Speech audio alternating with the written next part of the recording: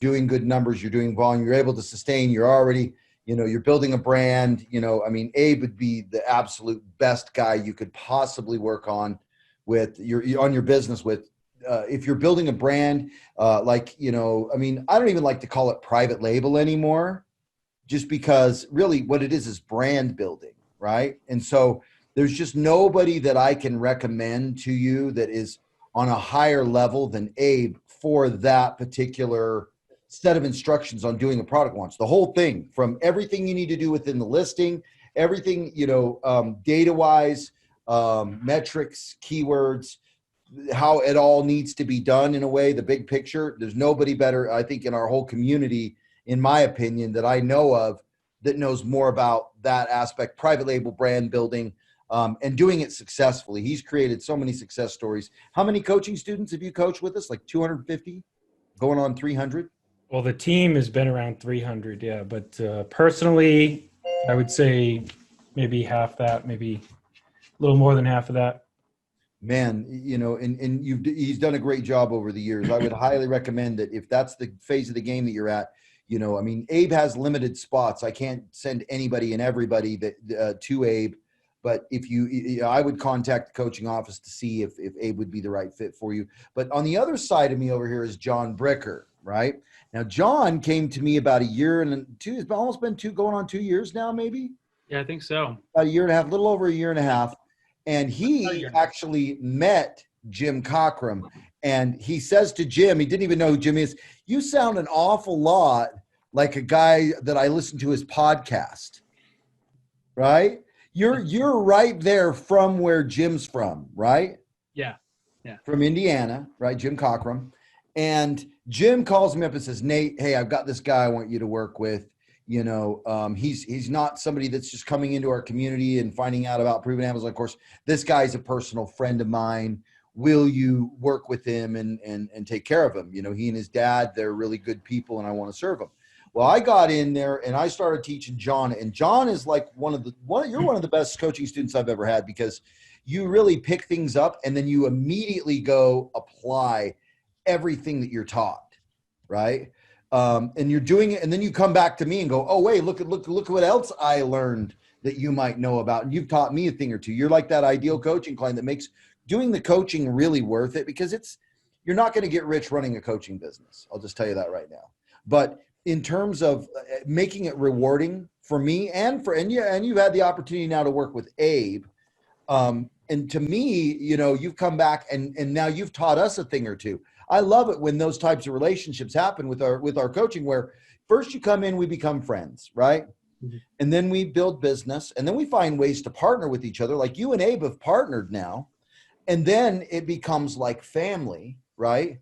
And that kind of culture is the kind of culture that I like to see happening in this community, right? Where that it's less stuffy and business and drama, and everybody wants to prove something. Or, I mean, it's different in this community, but you've just come in, John, and just proven yourself. You're the type of coaching client I like to turn into a coach. But what you guys have and what you're going to be talking about tonight is much bigger. And so I'll shut up now, but to perpetuate that story though of I connect with you, I talk to you, help you start building your brand. We start going over things that need to be done, go through coaching. Then I pass you on to Abe, and Abe takes you to that next level. And then finish that story. What have you guys created from that relationship? Yeah, well, we're definitely going to get into that. But yeah, I mean, it was pretty awesome, because I just happened to, I think it was back in April, right, Jonathan, where you saw my ASD virtual event. Mm-hmm. Yeah. And maybe like 2 months later, I think we partnered in June sometime, right? So within those 2 months, you were able to take all this information, apply it, and be successful with it. Yeah, and largely that you're showing tonight. Yeah, so I saw you come back, and we started to share ideas, and then it just kind of grew from there. So we're gonna talk about that and that whole story. Here's the thing: is I have a ton to get through tonight. This is usually what I do with presentations. It's zero fluff, maybe like 5 minutes of fluff in the beginning, because I'll tell you a little bit about my backstory. But it's going to be like drinking from a fire hose, 100%. You're definitely going to have questions. You definitely want to take notes for this one. 100% going to hear something you've never heard before or never seen before. This is probably going to be an overview of what it would take to be like 20 coaching sessions, right? There's a lot of information, but I'm going to give sort of a step-by-step and the key aspects of each step that I go through, right? And we are going to, cover everything. So, I know I don't want to, I know I said an hour, for the workshop. There's no way this is going to be an hour, right? I'll be lucky if I get through the content in an hour. And then what we'll do is we'll stop at the end for a Q&A, right? If you guys have questions, write them down, ask at the end. Everybody is muted here, just to kind of limit some unknown background noise that may come in sometimes. So write your questions down at the end of this presentation. You can ask your questions. You can ask questions in the Facebook group, whatever, just tag me in it, or Jonathan or Nathan or whatever, and we'll get to all your questions for sure. Nathan, if for any reason you want to be unmuted, you're going to have to let me know, because I don't think you can do it yourself. So anyway, I'm just going to go ahead and share my screen, tell you a little bit about a quick backstory of how I got started in this business, and then we're just going to dive right into some serious content today. Okay, so let me go ahead and share. And I'm going to have to move the camera, so I'm not going to be looking at the camera because it's going to be on another screen because I don't have enough room. So let me just present this here. So yeah, basically this is going to be, we're going to be talking about Amazon launches with Facebook ad and ManyChat. Now, it's not that simple though, right? There is going to be a lot that you have to do to get set up for this, and then be at the right level to do this, right? So this is definitely not for everyone. It eventually could be, and you don't have to use Facebook and ManyChat for your launches. You can do Amazon PPC, and I'll show you how to do that. But this is by far the most aggressive and the most like rewarding way to do Amazon launches. What you can do with this strategy is unbelievable. I will show you some of the incredibly complex funnels that we have built, and just the automation and hands-off approach that like we can just set it up, run it, and we don't have to do anything pretty much, right? But essentially what we're able to do with this strategy is we're able to rank for literally any keyword we want. If you have enough money and budget, you could rank for any keyword you want, within reason, right? I would stay away from like coffee or something. But time and time again, if you got the money to put behind a launch, you can certainly do it. More importantly, we can build audiences, right? So if you stay with us to the end, we're going to help you out with that. We're going to give you one of our flows that builds audiences. So stay tuned for that. I'll explain all that. This increases sales. I mean, like incredibly increases sales, right? Because when we look at what affects sales, it's keyword ranking, right? It's audience building. It's getting those reviews, these things. All of that affects sales, right? Those are the lead measures that's going to result in increased sales. So what we're doing is building that system to blow out our sales, right? So, and of course we can get reviews. So we can always follow up with customers. We can always engage with them over and over again, because then we're taking customers from Amazon and we're turning into the customers we own, right? They're turning into our customers from Amazon customers. So, that brings, you can send them anywhere after that, right? Website, Walmart, wherever you want to do, right? So I'm just going to real quick talk about my story a little bit. Now, I've done a couple of podcasts with Jim Cockrum. I think one of them is like number 90. It was a few years ago. And then, I don't know, the other one's like in the 260s somewhere, right? But both of them, I kind of tell my backstory. Basically, when I was 20, I'm 40 now, but when I was 25 years old, I started my very first business, which was a commercial flooring company. So here's a picture of me. I don't know, I still have hair, so I'm probably 30 in that picture, right? But this was me, on one of my jobs in some dirty project slum putting in a carpet, right? I'm happy, but it wasn't great. I ended up having a lot of injuries, a couple of knee surgeries and things like that, forced me to kind of figure out some other stuff, right? Look at a new business opportunity. It was actually while I was recovering one of my knee surgeries that I read, a book. It was like the 4-Hour Work Week, right? Everybody's read that book, but that was like that sort of just opened my eyes to the world of okay, selling online, right? What's all this? What's this? I didn't even have an email address. I never used a computer before, which is mind blowing now, right? Because it's just how fast you get advanced in this business when you focus on the right things.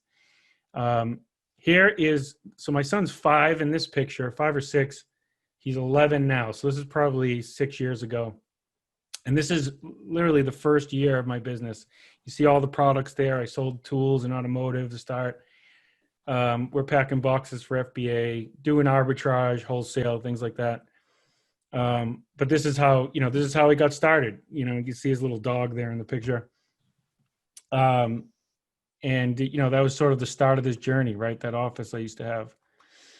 But since then, it's been pretty awesome. I've been able to do some amazing things. No more 14 to 16-hour grinds, working, sitting in traffic half the day and working on awful jobs.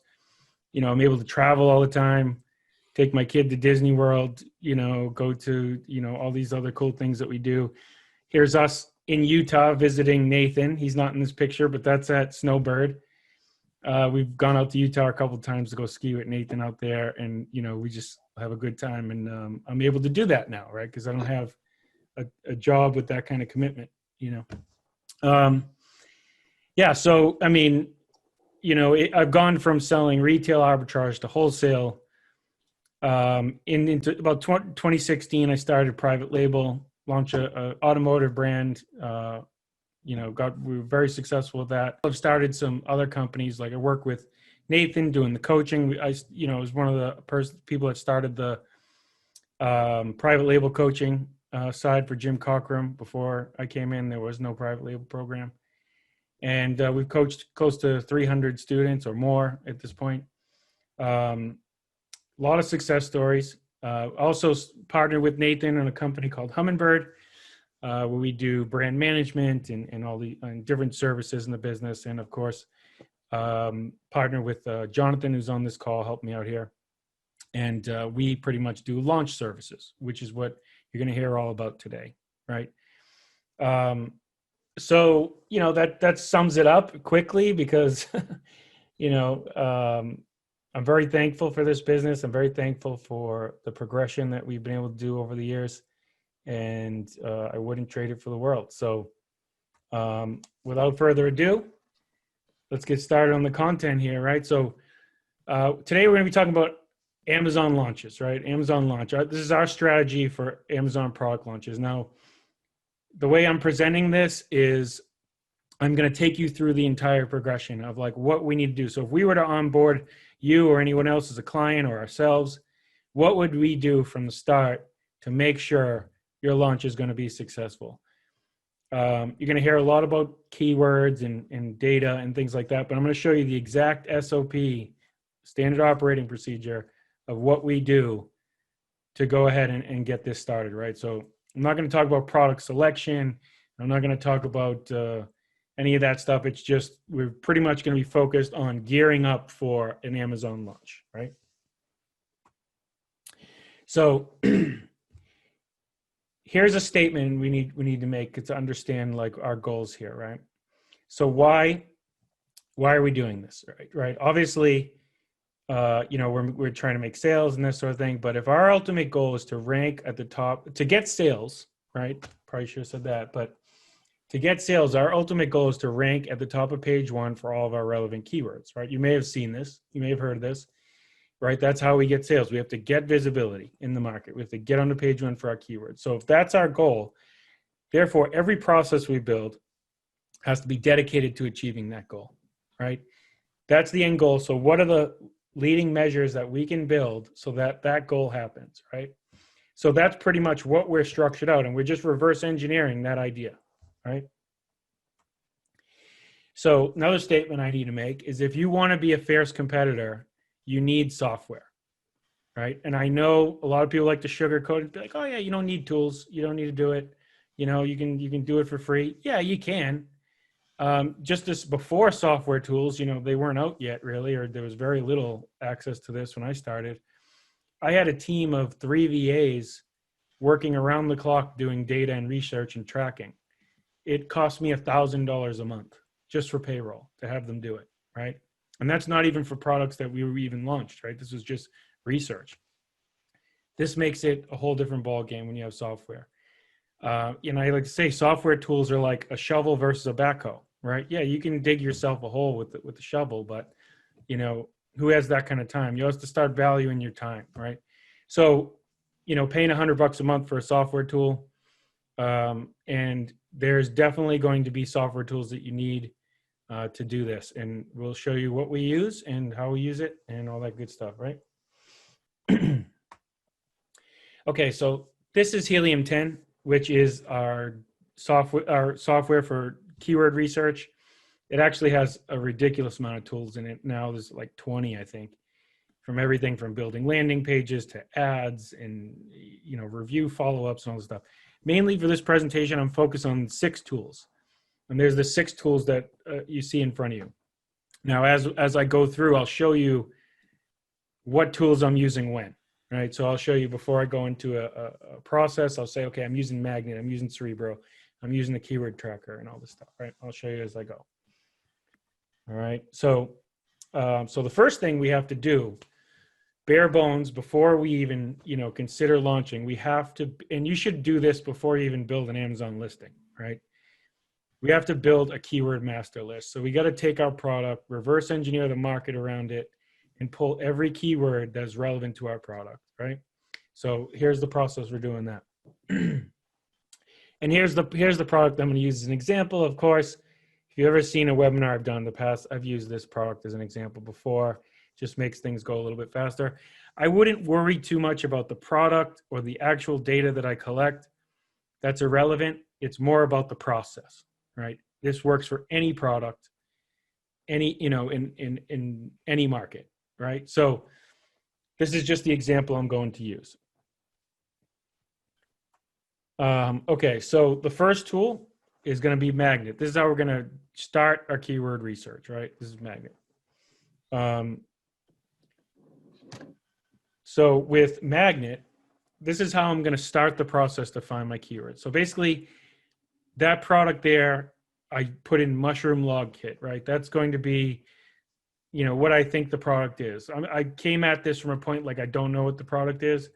Normally, if you're already selling something, you would know what it is, right? You would know what your main keyword was, or at least what it's called very closely. But I put in Mushroom Log Kit to find the main keywords, right? So from there, what I do is once I hit Get Keywords, it pulls a huge sheet. What I do is filter by the search volume there. And then I scroll down until I find the most relevant keyword that points to my product. If you see that little arrow I have there is pointing to a little box, that box will shoot out an Amazon page. And what I suggest you do is check that Amazon page and make sure the products on that page are the product you're selling. If it's not, it's probably an irrelevant keyword, right? It happens. Sometimes keywords are too general. However, with this one, this was the main keyword. If I check the page, it definitely shows that it is the right product, right? Okay, so we're going to find the main relevant keyword for our product. We're going to look at the Amazon SERP page results for the main keyword. So SERP, if you don't know what that means, search engine result page, right? That's if you type in a keyword on Amazon, the results that come up, we call that a SERP, right? So we're going to identify similar products with high ranking positions, gauge sales and velocity and volume, and check competitor reviews and competitive selling price, right? We have to understand all this because we need to know what we're up against, right? We need to know how many reviews we have to think about getting. We need to know, if it's a lower number of reviews, we'll be fine, right? We can get 5 or 10 and we'll be fine. If it's astronomical amounts of reviews, thousands, we're gonna have a difficult time being relevant in that market. So we have to be very creative, right? Also, selling price. Are we a competitive selling price? You can't sell a product, $20 over everybody else. It's just not going to work. It's not going to work for the algorithm, or it's not going to work for customers. All right. So now what we're going to do is we're going to identify the top competitors in our market, right? We're going to see that. And helium-10 allows us to do this pretty easily. So, this is the main competitor. So I'm going to start my search using this product that I selected before, right? And we're going to go to the tool Cerebro. So this is the next keyword. This is a reverse ASIN lookup tool. So the first tool was a keyword research tool. It's more like a suggestive tool, right? It finds all related keywords. This tool is actually going to take specific product ASINs and reverse engineer those products and tell me every keyword that those products rank for, right? So that's how we're going to find everything. So we're going to use Cerebro. And then what I'm going to do is I'm going to plug in the product in Cerebro, and I'm going to hit Get Competitors, right? From there, it pulls up, Helium-10's got its own algorithm, and it pulls up all the related best competitors, right? So I'm going to go ahead and select the ones that are most like my product. And then I'm going to identify and filter all organic keywords from multiple competitors, right? So by selecting all those products, it pops them into the search box in Cerebro. So now what I can do is hit Get Keywords, and it's going to show me all the data from all these products all at once. You imagine how much time that would take to process all those sheets yourself, right? I mean, we're talking about tens of thousands of keywords that we're able to process and filter down. So here's one example of those keywords being processed and how I filter them down. Now, this example is a super wide cast, right? So I'm going all the way down to a minimum of 25 search volume. I'm doing single word counts, right? Which is going to give you tons of words, a lot of irrelevant words, right? You can cast that wide because we can filter things later in an Excel spreadsheet. However, if you want to, if you want to get a little bit more of a noose around the market, right? You can limit it 300 volume, 2 word count, right? So you're getting more phrases. We can filter based on organic only. Those are organic keywords, which means they're not advertised keywords. They're not Amazon recommended keywords. They're just keywords that are actually where these products are actually ranking, right? And by ranking, just so I know, because a lot of people get confused, I don't mean BSR. We're never going to care about BSR, right? Bestsellers rank. That number, a lot of people look at an arbitrage and things like that. Absolutely don't care about the BSR. When I say ranking, I'm talking about page rank position. That means that when you search for something, as the products show up, that's the first one that shows up is ranked 1, 2, 3, 4, 5, all the way down, right? So, ultimately our goal is to get up in the top 10 of page 1, right? So I'm never talking about BSR. When I say ranking, it's always going to be about rank position, right? Also here, ranking competitors, I have it at 4. This means that at least 4 of those products are ranking for the keyword. That's going to help with relevancy, and so isn't limiting the maximum number of products that are in the results, right? So that's going to help with the relevancy. Usually with very high competing product numbers, you're seeing very general keywords, right? That's not going to really help us that much. So this is a more filtered version of that spreadsheet, and the difference will be trying to process 50,000 keywords versus processing 200 or 500 or whatever the market is, right?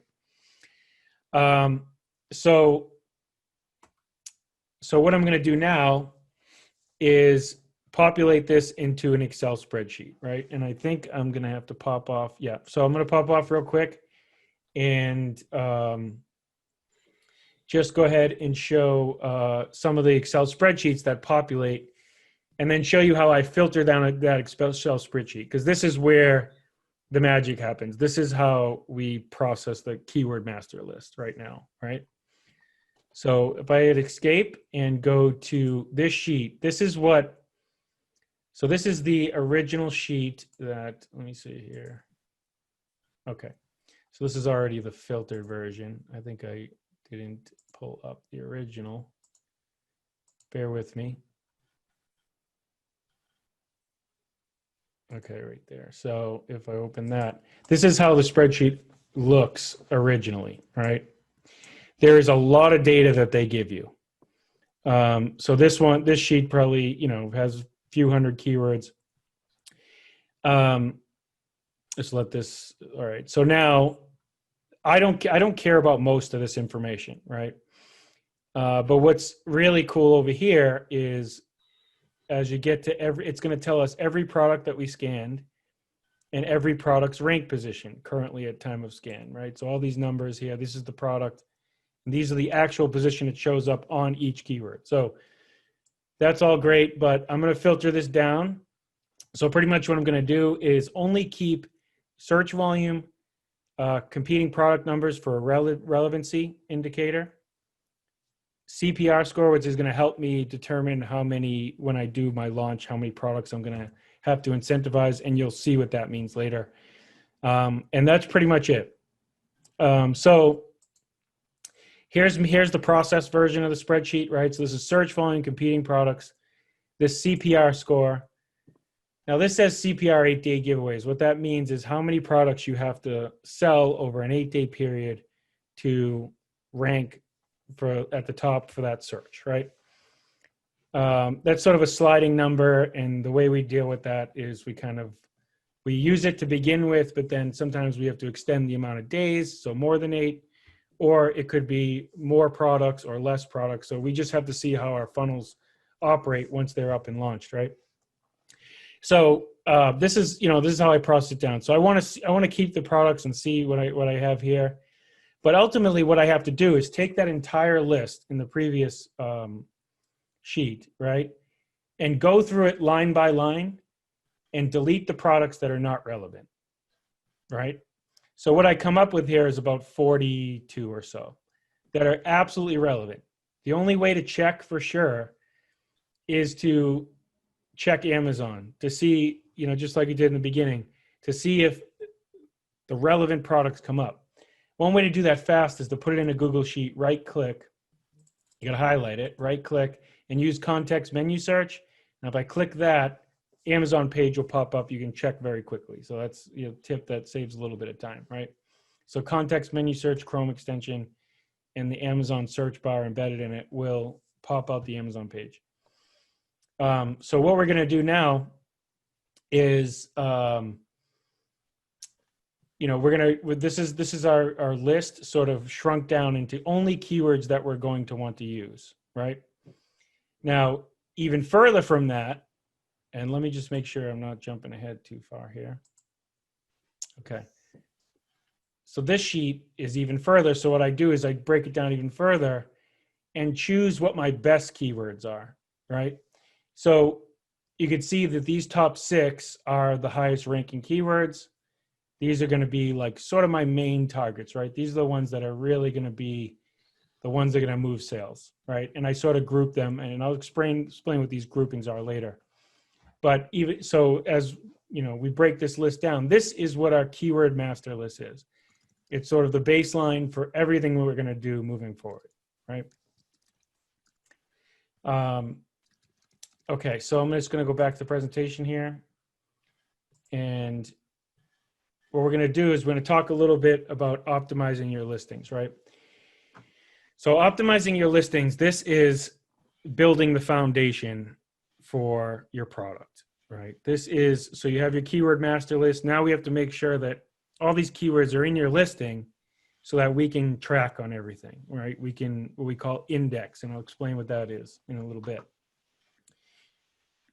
Right, so what I'm gonna do is just give you some tips about how the algorithm works when it comes to listing your products, right? So there's 2 types of audiences we have to consider. One is the algorithm, right? That's what we can refer to as keyword optimization. And the other is the customer, right? This is what we refer to as conversion optimization, right? So we're writing for the algorithm and we're writing for the customer. So we have to go in with both, and there's different processes for each one. So I'm going to break that down for you. So in keyword optimization, we use keywords to optimize, right? Keywords the only way Amazon knows what it is you're selling, right? So we prioritize keywords by placement and match type. I'm going to show you what that means. irrelevant keywords cause confusion. So that's why we want to stay away from keywords that are too general, or, maybe point to something slightly different. I get this question a lot. A lot of people say to me like, oh, wait, what if someone searches for this and then they see my product and that might be a good option, like a window shopping type of, impulse buy, but that's not going to help you when it comes to the algorithm identifying what your product is, right? So we want to be specific. On the customer side, we need to optimize pricing, quality images, first few reviews, and well-written copy, targeting customers' emotional buying responses, which, is just injecting sort of meaning into the bullet points and things like that, right? Telling a story, that sort of thing. So first off, keyword optimization. So there's two ways you have to think of this, okay? We have to prioritize placement. So the placement of the keyword in the listing, right? Sort of in this order, it's the product title is the most important place, beginning to end. The bullet point second, first 1,000 characters, right? Index. Back-end search terms in the description, right? Normally, I'll actually leave some words out of the back-end search terms for later, and I'll explain that when I talk about indexing, right?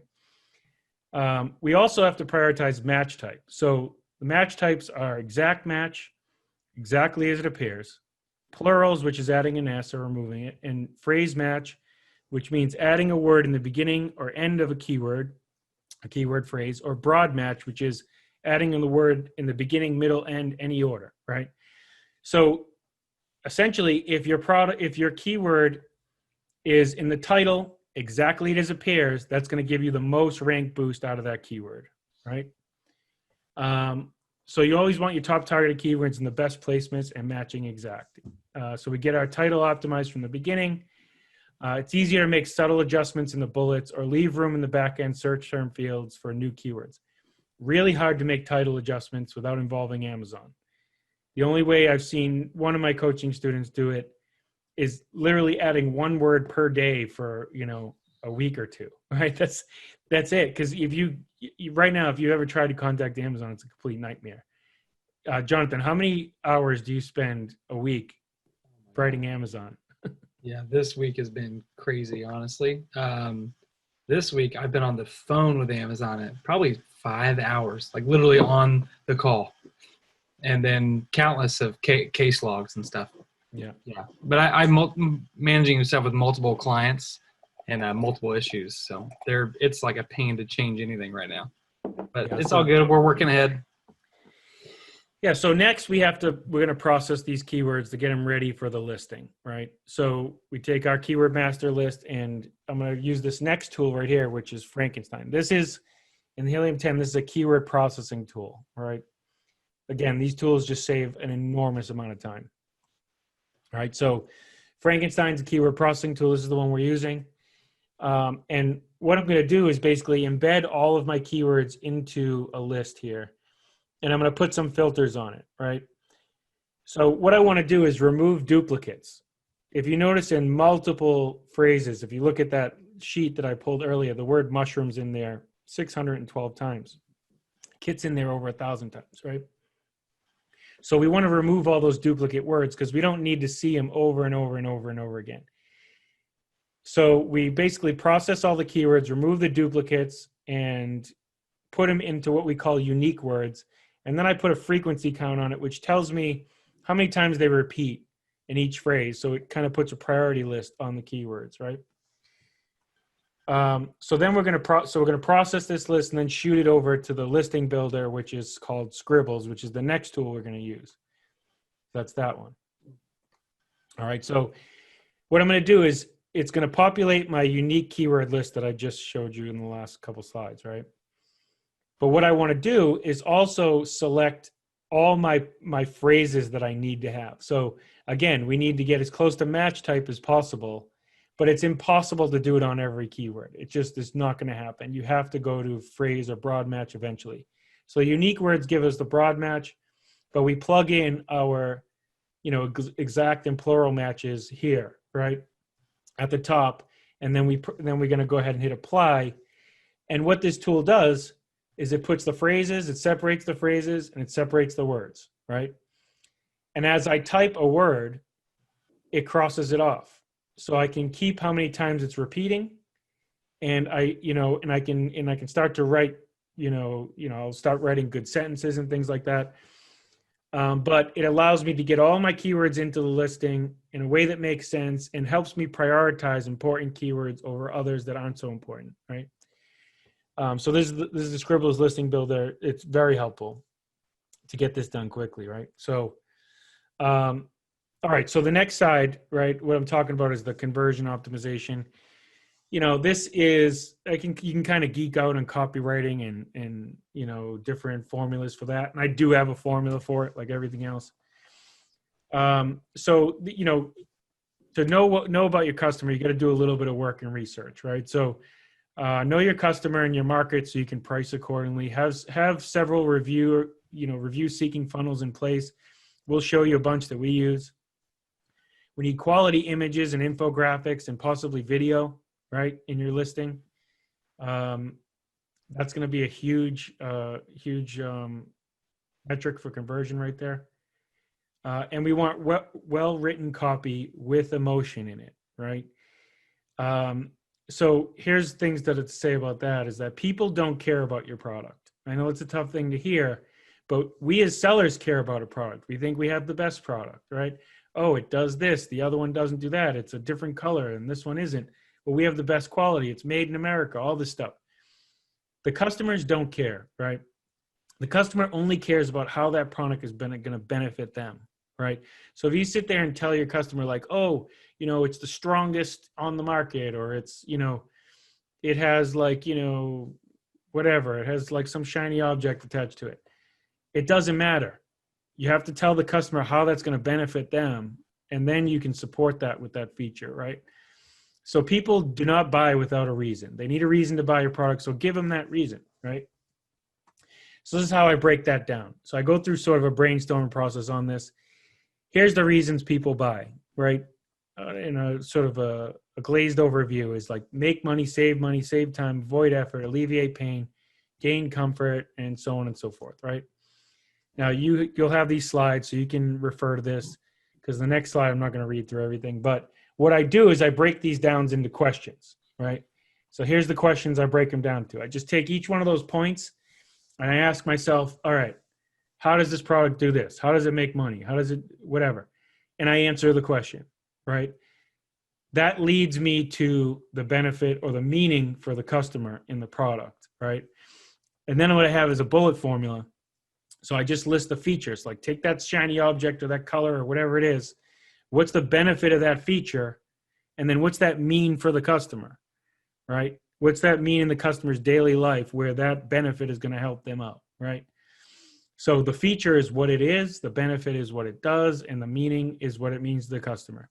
And then I extract the formula, and you can kind of put it in a sentence like this: if it does this, so you can do this, which means this, right? And then when I construct the final bullets, I just switch that around. So I lead with the meaning and I support it with the benefit and features, right? It's a very easy formula for me to process, so I can write really good bullets, right? And you can inject humor into bullets. You can be sort of creative in your language, right? Customers love that. That's going to help conversion, believe it or not. And it's also going to help when we get to Facebook and start writing your ManyChat funnels and start doing headlines on your Facebook ads and all these things, right? So the next phase of this, once the listing's ready to go, we're going to start tracking our keywords, which a lot of people do not do. It's very, very important. And we're going to start running sponsored ads, right? Start collecting data with sponsored ads and track everything. So here is, so I'm going to talk a little bit about campaign tracking and setup, right? So we can use a keyword master list and begin to group keywords based on relevancy, volume, or root word, which I showed you on that last sheet, how I broke it up, right? So that's what this means. So basically, relevant high volume keywords will be separated into single keyword campaigns for ads. So one keyword per campaign, right? And I'll talk about a little bit more about that in a second. Right, this will help structure placement adjustments, which we'll talk about later. No more than 10 keywords to a campaign or ad group. That's just going to be easier to kind of read the data and do things with it. Higher volume keywords have a shorter timeline to optimize, meaning, and most likely need more aggressive budgets and higher bids. Meaning, if you're this top keyword here, mushroom growing kit, 31,000 search volume, you're going to see data on that in a few days, right? However, down here, some of these keywords, it might take a month to see the data. So you have to allocate different budgets for the amount of traffic that's coming to those. And you have to be patient with some of the data that you're reading, right? Not every keyword is going to show you information in a week, right? The high volume ones will, but not the lower ones. So you just got to be patient and understand the different groupings you have.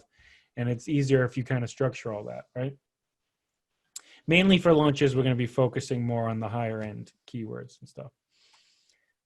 Okay, so let's talk about a little bit about campaign setup. So we're going to use the keyword master list and begin grouping keywords based. I already read that, didn't I? Once your listing is live, perform an index check to make sure all of your targeted keywords are indexed. So we're basically going to take that list and plug it into an index checker. I'll show you that in a sec. If you find you're not indexing, usually it's because one or more keywords in the phrase is not indexing.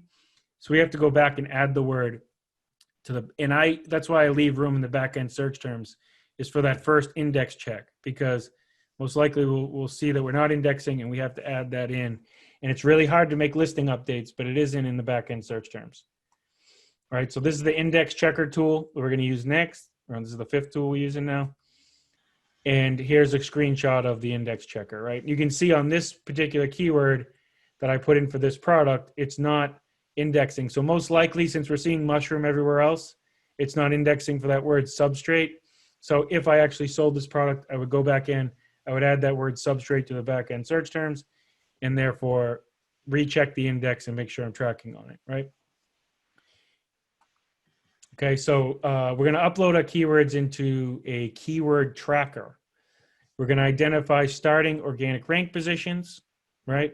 And which keywords have the shortest climb to page 1. Okay, so the next tool is the keyword tracker. This is the last tool we're going to use here in this tool, in this, and this is my favorite one. So this is an image of the actual keyword tracker.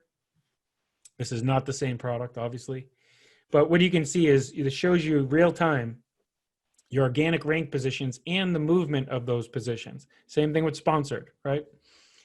And this is going to be like super helpful, because when you're running ads, you want to see how those ads are performing.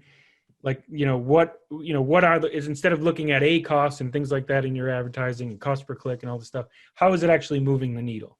So is the money you're spending actually benefiting the rank positions of the product, right? Another cool thing is once you separate all your keywords, what you can do is come over here and star them. So if you click on the star, you can see it gets started red, and this is a top tier keyword. These are keywords you're going to be running single keyword campaigns on. So I kind of color code them similarly in the sheet. They're called the same thing in the ads that I run, and they're called the same thing in the tracker. So I can track everything and know exactly what I'm looking at. It's easy to filter things on each sheet, so basically what you're doing, right? You know what you're following and what you're looking at. So when we talk a little about campaign structure and setup, use your keyword master list to begin grouping your keywords. I keep going back to that number 1. Sorry about that. All right. So next is go to Ads Manager and begin structuring your exact campaigns, right? So here's additional campaign structure and setup. Now I talked about the single keyword campaigns and group and exact campaigns. So we're going to create separate broad and phrase campaigns and list all the keywords in each, right? So what I like to do is separate the campaign. So I have exact campaigns broken up in single keyword campaigns and then groupings of different volume types or root words. And then I just blast all the keywords in broad and phrase, and also run an automatic campaign, right? And if you never run ads before, don't really worry about this. You kind of have to get in, dive in, and understand what that means. But there's just different match types that you can run. Like I talked about match types in the listing. You can do that same thing in ads, right? And then eventually we're going to add negative keyword features to eliminate words after we begin to see results, right? Again, if you haven't run ads before, that won't make any sense. But essentially, you can add a negative word so it stops running ads on that particular word, right? Okay, so here are some campaign pivots that we can do. So these are sort of long-term optimization. So I should probably explain a little bit about this here, right? So when we're doing a launch, we can't just go in and just launch and run top of search campaigns on our exact keywords right away. It's just not going to work because we don't have any history, right? So we have to let Amazon's algorithm help us a little bit and start tracking things over a week, 2 weeks, possibly even a month before a big launch is done. This is what we call a soft launch, right? So we get the listing live, we get the ad set up, we start seeing the data come in, we're starting to understand how it's doing. And sometimes you don't even have to do off Amazon launches, right? The ads start working incredible and you just can do it there, right? You can get your ranking from those campaigns, right? So it's beneficial for you to see the time of doing that and see the results of doing that and waiting a little bit and just seeing if you even need to go and implement. Because day one, you're going to see different data than day 20 or 30 after you've been running ads for a time, right? So you may even shift the keywords you're going to run, right? But here's some campaign pivots that we can talk about, right? So like we're going to set budgets and bids higher to start, right? Because we need to see that data. High volume keywords need larger budgets. That's why I run them singly, so I can separate a budget to individual keywords that are very high volume. Bids affect placement, right? So when you're bidding, that's going to affect where that ad shows up. The higher the bid, the more it's going to show up, right? The higher it's going to show up in rank position. Budgets allow flexibility in bidding. So we're going to look at the placements and increase bid for top of search or if you're not getting clicks. And we're going to monitor performance and cost closely. So what that essentially means is we can actually increase bids for the top of search placement position, right? So if we're not seeing information come in, or sometimes we'll see as we're getting lots of ads on product pages, we need to bid a little bit more so we can get on the results pages and possibly the top of search to see, how that moves the needle a little bit, right? Normally you're going to see higher click-through rates there, and better conversions at top of search. Low volume keywords have a longer timeline to optimize and take longer to gather data. So you got to be patient on those. So I use a 10-to-1 click to sales ratio as a marker, 10% conversion rate, right? That's my lowest target. Anything less than that, we got to do something else. Move new keyword discoveries from broad and phrased and automatic to exact, right? So as we see data come in on those campaigns, we shift them over to exact. So what I do is I don't remove poorly optimized keywords that have a high ACoS. Instead, I run a formula to optimize those bids so that I can set a specific ACoS and never go over it, right? This is, if you've never run ads, this is going to be like way over your head, but it's worth it. So when you get the slides, put this in your back pocket. So here's my max bid formula. All right. So we use this formula to make max bid adjustments on keywords and high advertising costs. That's what ACoS means, advertising cost of sale. For those of you who don't know that. Keywords with longer timelines and to make projections at higher conversion rates, right? That are possible post-launch. So like you can actually use this formula to make predictions. If you're going to rank on a keyword, then you can see, okay, what's it going to cost if I'm doing a lot better, right? So basically it's sell price multiplied by the advertising cost percentage. That gives you the amount you can spend per sale, right? And the spend per sale multiplied by the conversion percentage gives us the max keyword bid, right? At a specific target ACoS. So whatever I set for that target ACoS right there, I'm going to get, that's going to result. So I can set a specific ACoS like 15%, run this calculation, And whatever that bid number comes out to be, it'll never go over 15% if I always just bid on that amount, right? And it's just a good set it and forget it bidding strategy that doesn't remove the keyword if it's a relevant keyword, right? There's other reasons why we may not be converting, but we can just kind of set it, forget it, let Amazon track on it, and maybe things will improve later on down the line, right? We might be able to even capture some sales like late at night or something. Also factor in organic sales into the equation, weighing overall advertising costs, right? You usually find that your overall ad spend is much less than it appears in Ads Manager. We call this a TACO, right? Total advertising cost of sale. So basically what we're going to do is go into business reports, detailed sales and traffic by child item, take our overall sales and divide that by our ad spend. That gives total advertising costs. Usually we see the number is way lower than it says in Ads Manager, and that's really the number we want to pay attention to, right? Okay, so next up, we're going to talk about mapping out your launch, right? So now all the groundwork's been laid, keywords have been discovered, listing is awesome, ads are set up, and we're going to start mapping out the launch, right? This is the fun part. All right, so here's a typical standard Amazon funnel, what it might look like, but there's a lot of improvements and adjustments that we're going to make to this, make it way better, right? So typically it's going to be Facebook ads going over to ManyChat, by going to Messenger through ManyChat. And typically in the past, there were two sequences you can run. One is a search, find, buy. So we ask the customer, search for a product, find it, and buy it, right? Manually doing that. And we send them to Amazon and then have review follow-ups in that system. Another way people would do it is a custom URL. So they basically doctor a URL and have that mimic search through a URL, right? So here is what we do. And this is a lot more busy. And I know this looks like insanely confusing, but it's actually not when we break this down. And we will break all this down, right? What I like to do before I'm mapping out a launch is I like to see it. I like to build the map, right? I like to kind of see, okay, these are the tools I'm going to use. This is the process I'm going to use. This is where the customer is going to go at certain points, right?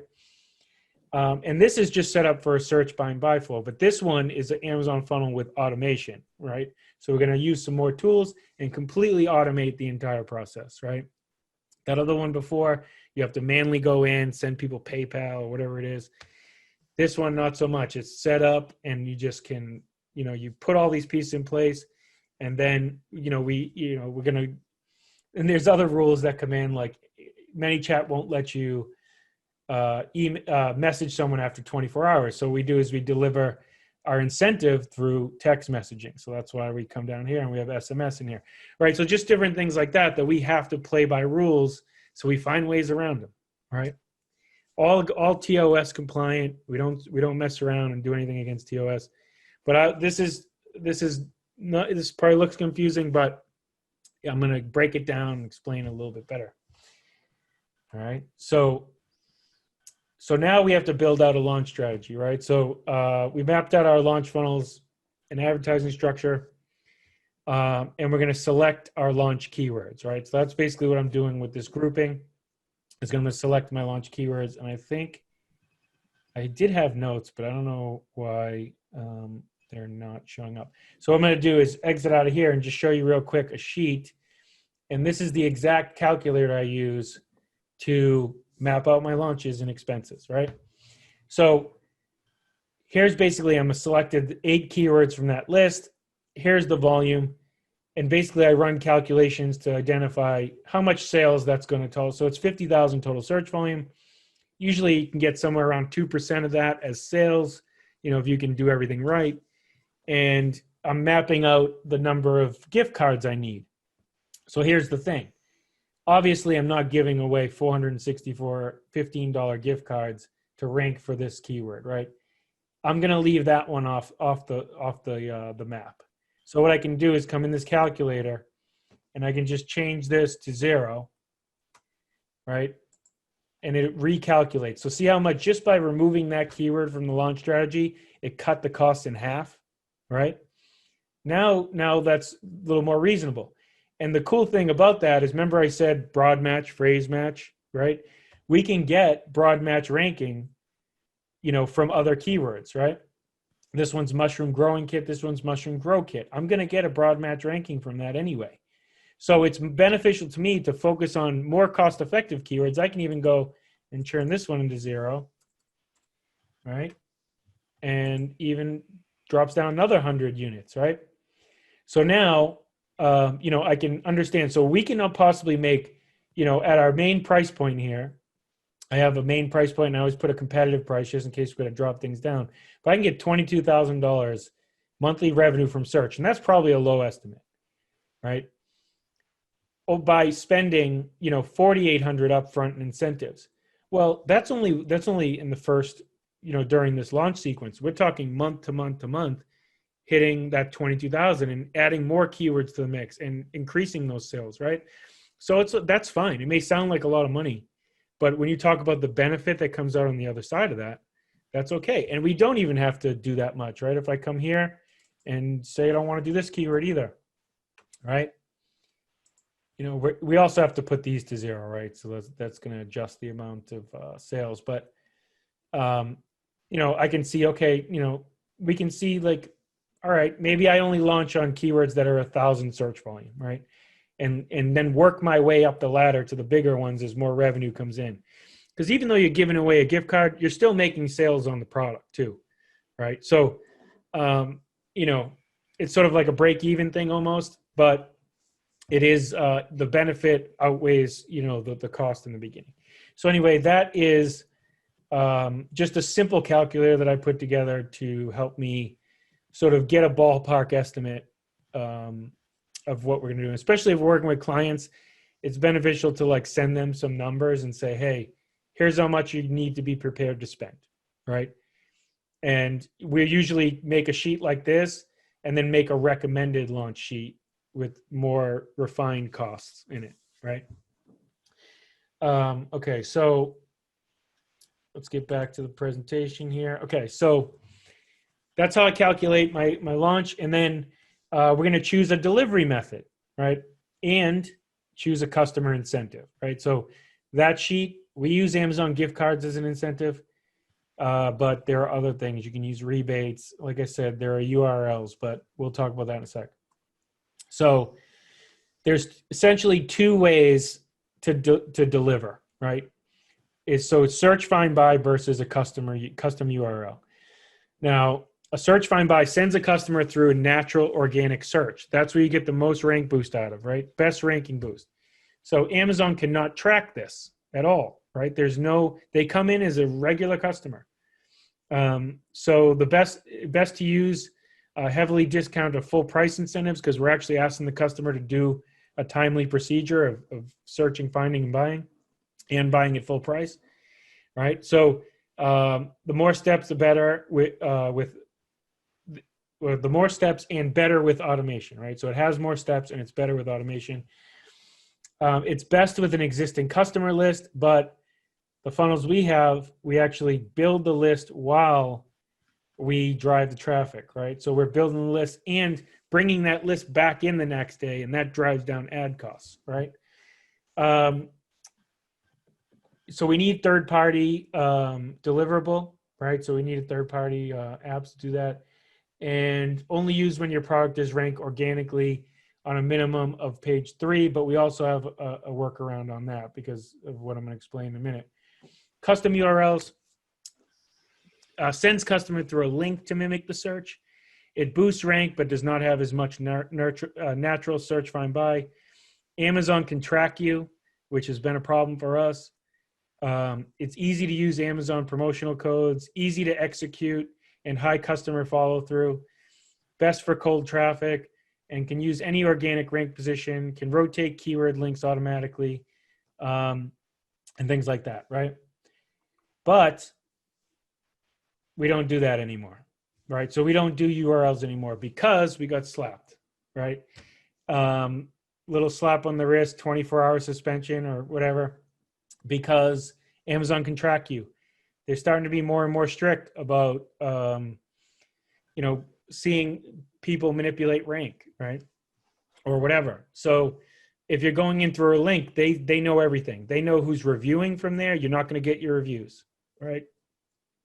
So we don't do any more custom URLs. Every funnel we have has 0 links, absolutely 0, except when it comes to the review follow-up, which they're just sent to the general review page, right?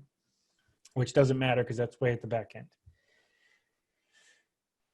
Okay, so choose your incentive. Again, Amazon promo codes you can use, customer rebates, search find by, or custom URL.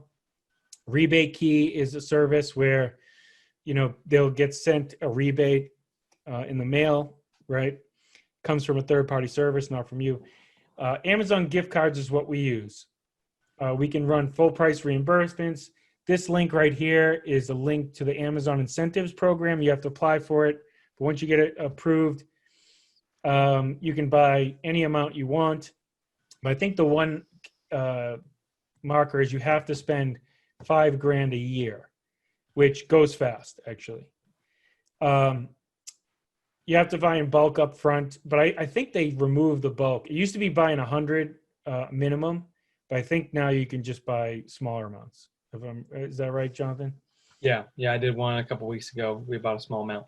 Yeah, you can buy like 10, and then that's cool because now you can go back. Like say you buy 100, now you can go back and buy 10 or 20 if you need a little bit extra, right? Yep. Can be delivered digitally at the time of choosing. So like inside your funnel, it can be delivered automatically, and we can show you a little bit about how we link all that up. So that's your incentive, right? So, but here, if you want to craft a custom URL, there are people that still do it. We got slapped for it, but there are 2 places to do that. One is Helium 10 Gems. They have a tool it's a link creator that's free, and then there's a paid one, Pixelfy Me, Pixelfy.me. It's a paid one. It's like $10 a month or something to do all kinds of different stuff. Now, if you're running launches from Walmart, it's game on. It's like Amazon 5 years ago. You can link manipulate the hell out of that site. So, there is some benefits to using links and other things. But okay, so I'm going to estimate launch costs. So I already showed you that spreadsheet actually, where we kind of estimate the costs out. And then we're going to create a free, then the next step is to create a free Facebook Business Manager account and start a Facebook business page. I'm not going to go through how to do that. It's pretty easy. Go to facebook.business.com, create a business manager account, start a Facebook page. Pretty easy to do that. And you want to get a ManyChat Pro account, right? ManyChat Pro account is going to be $10 a month to start per page, right? So if you have multiple pages, you have to get multiple ManyChat accounts. Okay, so here is some of the ManyChat flows that you can create for Amazon, right? And the ones that we have. So you can do a Facebook page welcome message flow for branding. If you want to see an example of that, you can go to my personal Facebook page at this link right here. It's a Pixelfy Me link, / message. That's just my personal business page. It's under my name, and it'll show you an example of a welcome message, right? Single-use coupon codes. So we can basically run a flow for single-use coupon codes, and these are good for building audiences and also giving to affiliates. So if you have an affiliate that has a huge audience, and you want to give his audience a special promo code, you can build a flow for that and get them into your list and give them a discount, right? Giveaway contest flows. These are awesome for audience building, audience list building. Like I said, we're gonna help you out and give you a free one of those at the end here. So stay tuned for that. And also you can create lead magnet flows. These are good for follow-up freebies and list building as well. Amazon insert card flows for customer support and reviews. We're not really supposed to use them for reviews, so you got to be a little secretive. One of the ways we do that is use a QR code. And, so people can just come on with your phone, scan it, and boom, they're entered right into a flow, right? obviously review follow-up flows, manual or automated search by and buy funnels. So, you can do completely automated stuff and or manual, right? And these are for keyword ranking, right? So these are all just the examples of different flows and what we use them for. Okay, so actually I'm going to go ahead and open up. I'll show you some of these right now, right? So if we go, and I have ManyChat pulled up here. Here is my personal Facebook account, and here are all the flows that we have. And so you can see coupon flow, giveaway contest. That's not the one you'll be getting, but it's very close to it. And coupon flows, lead magnet flows. So let me what I want to do though is show you what's possible, because these are pretty straightforward. They lead you through a conversation to do whatever it is you want them to do, right? So I'm going to show you just one. This is the most complex one that we have, right? This is the auto search, find, buy, completely automated, right? Now, it could probably take a long time to kind of walk through everything, but I'm going to pretty much point out like some of the key points that we're able to do inside a flow like this, right? It's pretty big. So essentially what we do is people enter the flow through a Facebook ad, right? So we can use a custom URL for that. So we just embed a URL inside the Facebook ad, and they click on learn more or whatever, and they go into this flow, right? So a couple of cool things that I want to point out about this flow. One is that as the customers come in, what it does is you only want to give away a certain amount of gift cards per day to rank, right? Because we got to spread the promotion over several days, right? Sometimes a couple of weeks or even more, right? So we want to make sure that we have that mapped out. So, let's say we're giving 15 away a day, right? 15 gift cards a day. We don't want to do any more than that. So every day that ends, right, people are still coming into the flow. People are still clicking the link and trying to go in. So what we do is once the flow ends, once we reach that daily counter amount, the daily incentive counter amount, the customer is then added to a list to get a notification the next day. So that means the next day when the promotion opens up again, we target the list that has been built by people who've already come into the flow, right? So we're not relying on cold traffic every day. What that also does is considerably drives down ad costs, right? Because you only got to pay for ads when you are running cold traffic promotions to your Facebook ad, right? If you're building the list and rerunning the promotion to the same list, you don't have to pay for those customers, right? So it drives ad costs down. The second thing I want to mention is this flow also captures email addresses and phone numbers for text messaging. And in fact, we deliver the gift card via text message because you can't message them 24 hours later. And we deliver the gift card five days after the flow, or a few days after it's delivered, right? So we'll be able to track it, it's delivered, and then we deliver the gift card when they haven't returned it, right? And we can't do that on Messenger because that's an additional promotion. So we have to deliver that gift card through text messaging, right? So we're building a list on many fronts here. We're building an email list, we're building a text SMS list, and we're building a Messenger list, right? And these customers can all be retargeted for other things later. So it's super powerful. So the really cool thing about this flow as well is we are able to rotate 6 different keywords simultaneously. So, that's the one thing is like if Amazon sees like 15 sales coming in like the first 15 minutes of every day, on one single keyword, that might be able to flag something, right? So what we do is we have a keyword rotator in here. So every time a customer comes in, they're searching a different keyword, right? And that's percentaged out to the different search volume amounts that you'll see, right?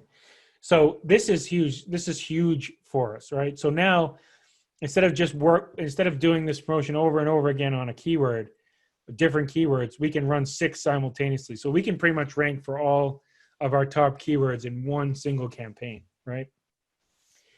Yeah, so that's pretty much like all like the pretty cool stuff. And of course, at the very end, they go into a review sequence, right? So, they come in once they got the gift card, and it waits 5 days or so and then sends them a review follow-up sequence, right? So this is a different flow that's embedded in here. So it just takes them to that different review flow.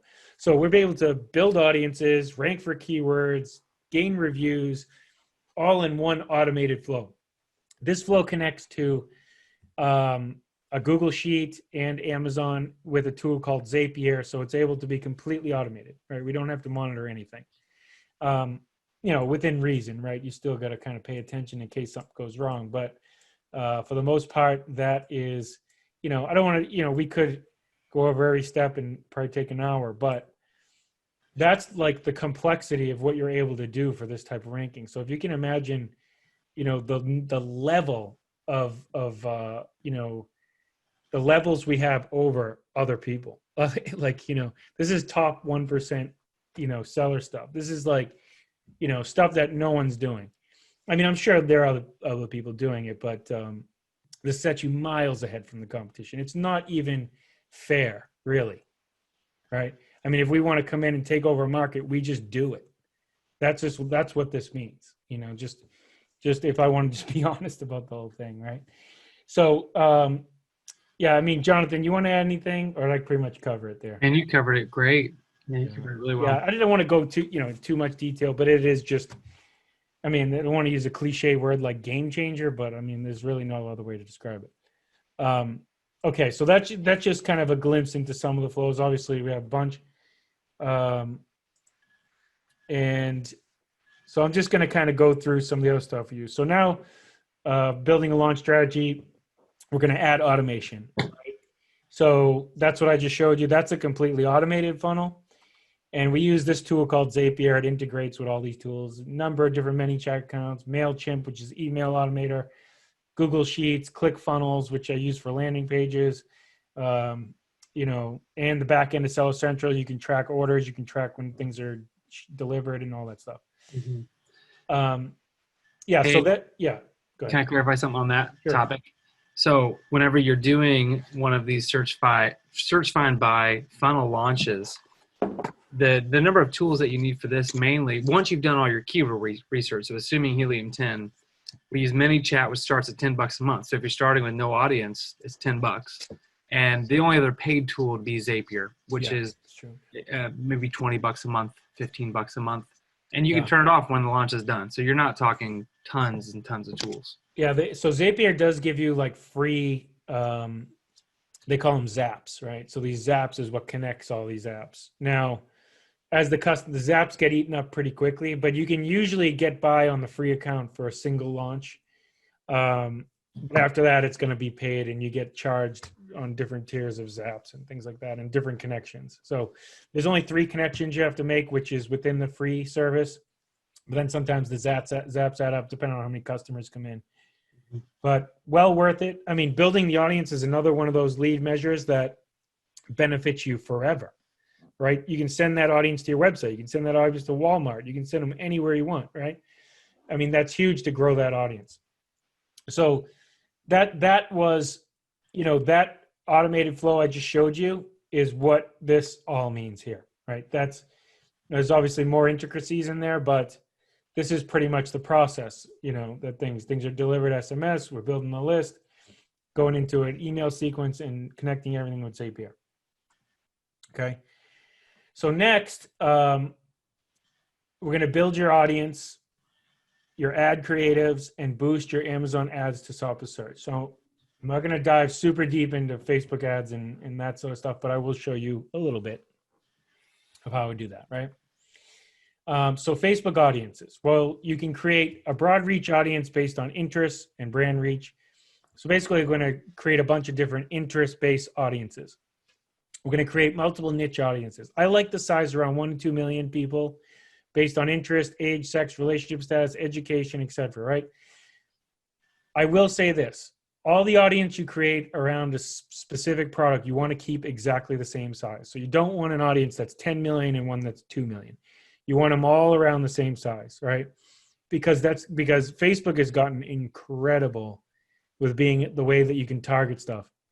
And you're able to create these things called dynamic A and B testing ads, right?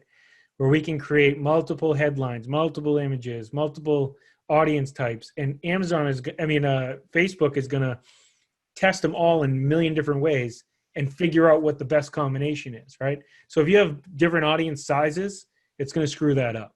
The data won't be able to be read or come back right. So we're going to create retargeting with custom audiences. So basically that list that we're building automatically gets added to MailChimp.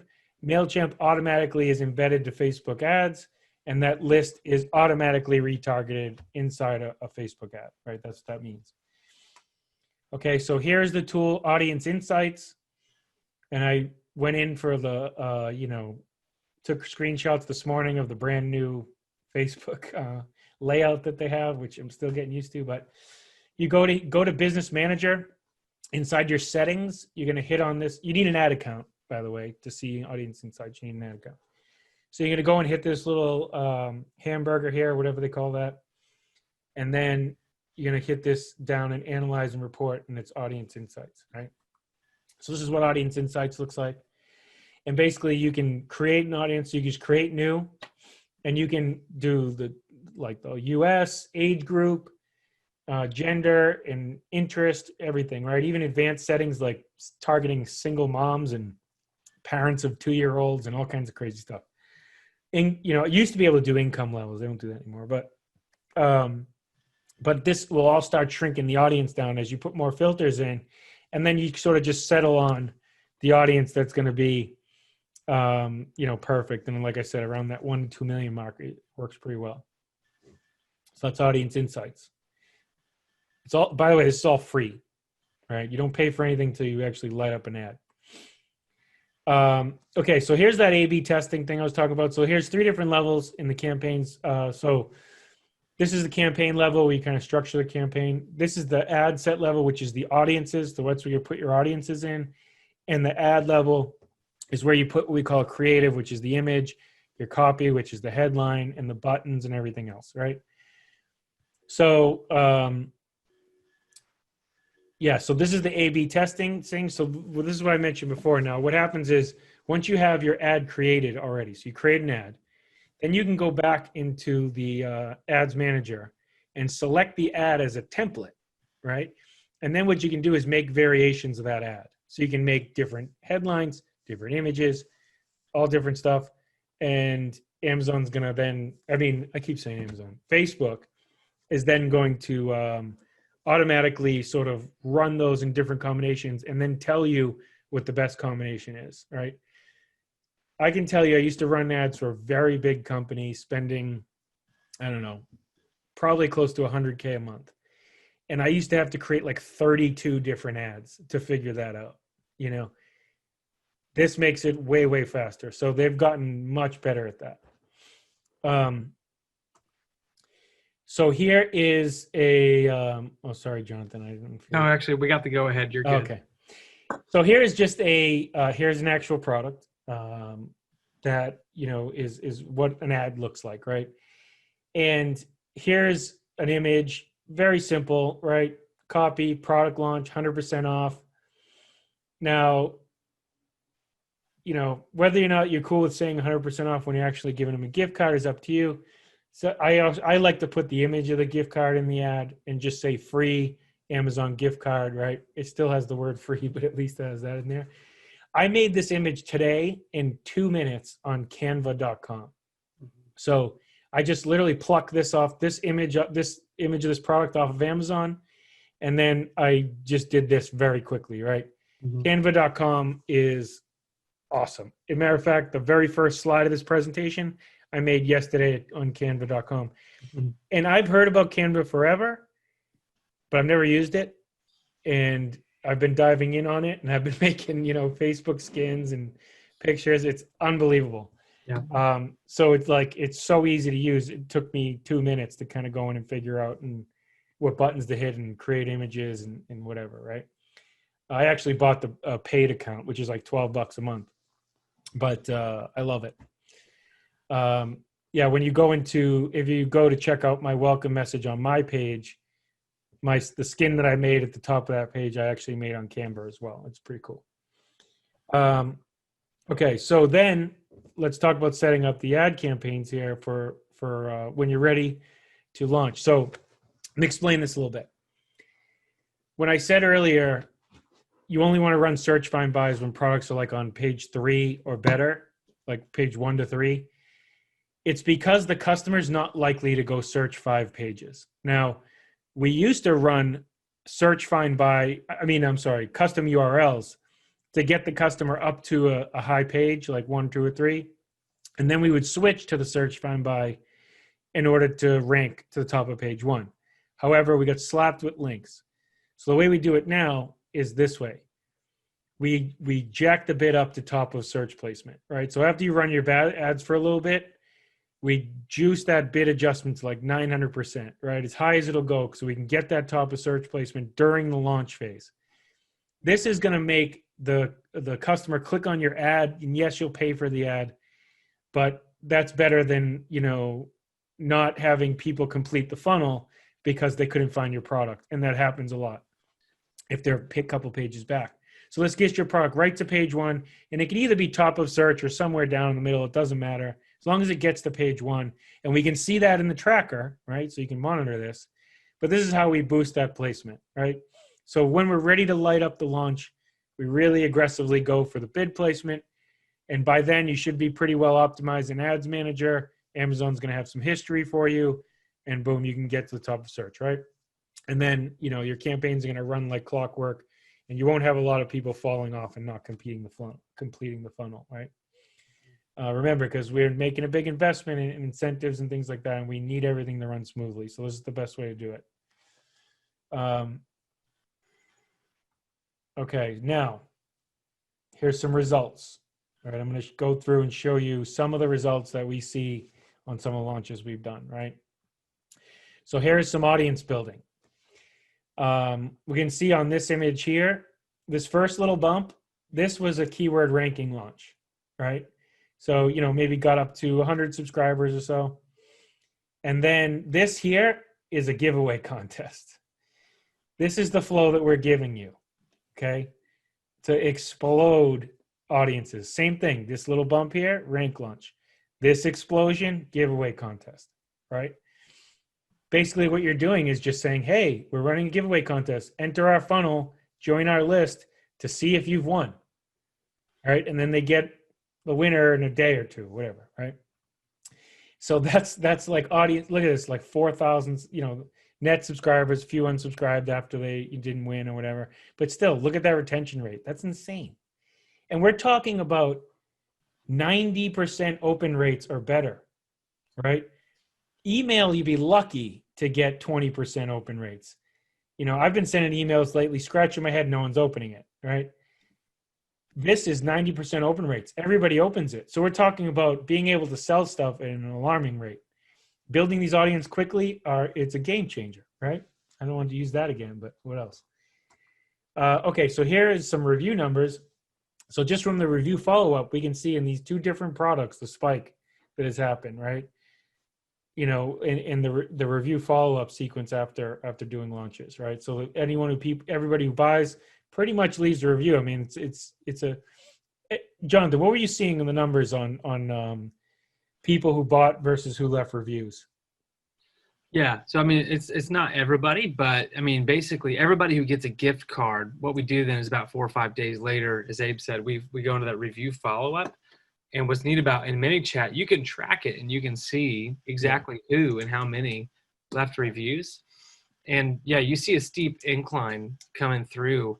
There's one product that we launched, actually the one that you showed the image of before, that that was a brand new product. They had other product lines, but that was a new product that they were bringing to market.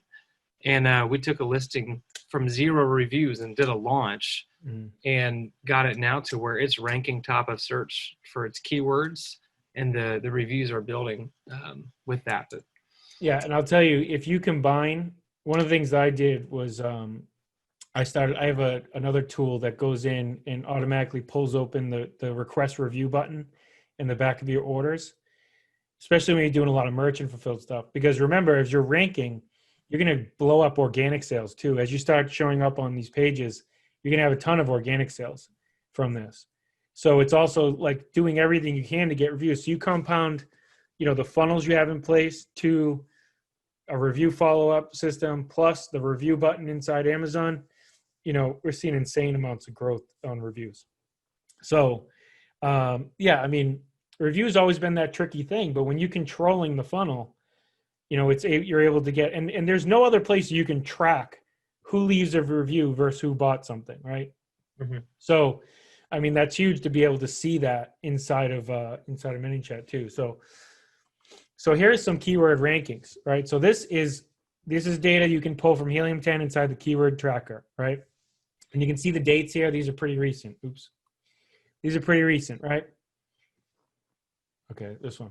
So you can see here, this went from position 101 to position 1, right? And from August 20th to, that's what, 2-3 weeks, right? And we can see, position 1 ranking. We see this one here, position 100 to position 3 in, roughly a week, right? 5 days. Right. And this one here, we're seeing position 136 to position 3 in about a month, a little less than a month, right? This one here, we're seeing position 230 to position 1 in 3 weeks, right? That's the explosiveness of this funnel. We're talking about being able to rank for any keyword you want. Of course, as long as you can map out the costs and you have that sort of expense to be able to do it, you can do it, right? Now, judging on the volume of the keyword, some cost less than others. So you have to map all that out. All right, and also the increase in sales. So we're seeing, you can see here, this is, August 11th to September 5th, 38K in sales, and around September 5th is here to, 3 weeks later, 50K in sales, right? Huge increases in sales, ranking for any keyword, and, gaining reviews at an alarming rate, growing audiences at an alarming rate.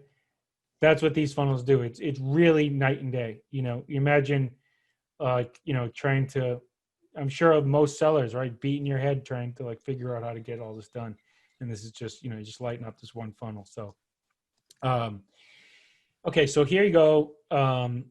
Here's those audience results we talked about, right? What you can do here is scan this QR code, right? You guys want to take out your phones or whatever, you can do it now or whatever on the recording, doesn't matter. Just put your phone camera on that. It'll pop up on the website and it'll send you the flow to your account, right? You need to have a ManyChat Pro account. It'll be delivered in a ManyChat funnel that you'll see. And, so this is a completely free giveaway contest flows, the exact one that's put together these results for audience growth here. So let's say you don't have any financial capability to do keyword ranking launches. Let's say, right? The reason why we chose to give this one away is because what you can do for very low cost, giving away a couple of products maybe, do a giveaway flow, grow an audience really fast, right? And then do a rank launch to the audience you built, right? You don't have to go out and get cold traffic. You don't have to do any of that. Or, send those customers, whatever, promo codes. You can do whatever you want once you have an audience, right? But growing the audience is the key in the beginning. So what you can do is just go ahead and download this. It's completely free to get this flow. We also have a video that explains exactly how to use it, okay? So there's an accompanying video to this and the flow. This will get you started in ManyChat. Highly suggest you go in and keep using it. Now, full disclosure, with the full blessing of Jim Cockrum today, we also have an offer that'll come maybe a couple hours after you download this. You don't have to go into it, but we also have a group that we started, Jonathan and I, where we basically built all the flows that I showed you. We give you everything in template form with step-by-step instructions how to implement it. Over 20 videos of how to implement it, how to build it. Written SOPs to follow along. Videos about ManyChat, how to best optimize certain things, right? But we give you everything, including our automatic auto search, find, buy funnel. Everything that I showed you when I pull up my screen is there. Over 10 flows, over 20 videos. It's insane. we have this also a Facebook group where we have this mastermind group where we interact with you and help you. Everything is constantly updated, so nothing goes out of date. I mean, it's insane. So there will be an offer that comes your way. If you want to check it out even before then, it's, well, you could put it in the chat if you want, but onlinebizmomentum.com is the link. And write down this promo code, which I didn't put in the slide because I talked to Jim slightly before this thing here, but proven 30, all capitals, will get you 30% off the cost. And just, go to onlinebizmomentum.com. John, they put that in the link. And proven 30 is the promo code, 30% off. Check it out. But you get this giveaway flow for free. So if you don't want to opt into any other service, that's totally cool. If you're not ready for this, totally cool. You can set things up with the giveaway flow and start growing audiences tomorrow. I mean, this is super powerful. And that's why we wanted to give you this one. So what I'm going to do now, because I know Nathan has to be going insane being muted, I'm going to unmute him. And let me just, I'm just going to stop sharing real quick. Actually, do I have? Yeah, that's the last slide. Okay. So I'm going to stop sharing and I'm going to open up the Q&A. I'm going to bring Nathan in here. And there you go, Nate. I just asked to unmute you so you can hit that. And yeah, I mean, there's questions. I see 21 chats. I haven't looked at the chat yet. But if there's questions, I don't know, Jonathan, if you got any questions for me, I'd be happy to sit here and answer them for as long as it takes. Thanks. I answered a couple along the way. Guys, if there's any questions, pop them in the chat. Now's the time. Yeah. I know, like, guys, and I know, like, this is super advanced stuff, or it seems that way, But like I said, Jonathan was super new to this. Never even heard of it before. And it took him 60 days to be lights out on it, right? So, you're 60 days away from ranking any keyword you want. You know what I mean? I listened to your ASD recording like 3 times. Yeah. And that was, I updated a lot. There was some slides that transferred over, but stuff changes that quick. That was back in April, right? Mm-hmm. Back then, ManyChat didn't allow SMS in an email inside it. You had to do a different third-party service. We used to use Easy Text and different things like that. So, so yeah, everything's been even new from there. So yeah, I mean, if you got any questions, light it up. Be happy to answer some stuff. Cher asked, is this just for private label or can you use this for any product? Like, I mean, hey, you can get creative with this, you certainly can use it for anything. I mean, you should never, so anybody, if there should never be anything that you tell yourself that you're stuck doing it for one thing, right? I used to sell bundles before private label. To me, that's the simplest form of private label, right? Wholesale bundling. That's how I really made some traction in this business. Yeah, I mean, it's good to be branded, right? I mean, it helps with branding if you are there. But like, you could totally use this creatively, You could build an audience and then just sell them arbitrage stuff, right? Send them to a listing, whatever you want to do. When you have the audience, you have a ton of flexibility. One point I wanted to make, Abe, too, just to kind of go deeper on that question. If you learn how to do this, then you become a valuable asset of knowledge. And then you can become like John, who has how many proven product partnering clients do you work with now? Like 8 or 9 right now. Okay. And these are clients that through my course, Proven Product Partnering, and Abe, he runs the Facebook group with me and pretty much is the top coach in the world on that aspect of that strategy now. This is part of it. If you can do this for somebody else, you don't even have to have a private label product or if you're selling yourself. If you can do this for somebody else, right now, someone comes to me for my Proven Product Partnering business and they ask me to do something like this for them, which I would, I would hire you guys to do. I would charge them $5,000. Yeah. Right. And you guys charge $2,000 to $3,000 for.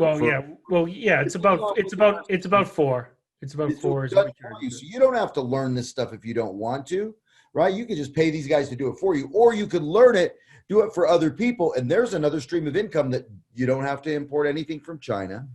You don't have to acquire inventory. You don't have to label. You don't have to box. You don't have to ship anything. It's a commodity. It's a knowledge, and this type of information really in and of itself is a currency. Hey, I'll trade you for that. Hey, chiropractor, I'll trade you for all this work I need done on my back on a regular basis, and I'll help generate leads for your business. Hey, food place that I really like to eat. You know, I've done this type of stuff and brokered trade deals with dentists, but I mean, these are all people that you want to do business with, and this becomes a very valuable piece of knowledge if you learn it. Now, if you're committed to learning it, you know, yeah, I would say look closer to coaching. But you know, if you don't want all the labor pains, you just want all the baby, right? That's where you go to these guys and say, okay, here's what I've got, here's what I'm doing. You know, build it for me. And you know, because even myself, I know how to do every strategy. But even these things that Abe goes that deep on, I mean, I don't know what Abe knows on all of that because, you know, it's impossible to know all of it. But Abe has just gone really deep on this stuff. So is John, in terms of, you know, not just being in our community and learning for what's in our community, but learning in all the other top communities and the other top conferences that you go to learn ClickFunnels or to learn, you know, whatever's out there for not just it's launching and building brands, but really it's a product or service launch is really what you should call it. Hey, Nathan, I want to piggyback on what you're just saying. Part of what's been so valuable in this for me is I learned under Nathan to do the PPP model, the proven product partnering.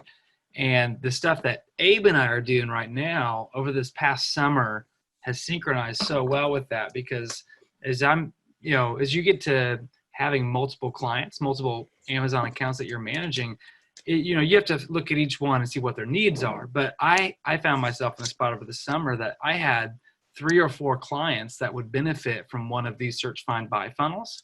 And the way that we have it all set up right now with the templates Abe showed, I was able to literally just copy and paste the whole funnel into my different client accounts and rebrand it. Like just change the wording, change the images to my brand.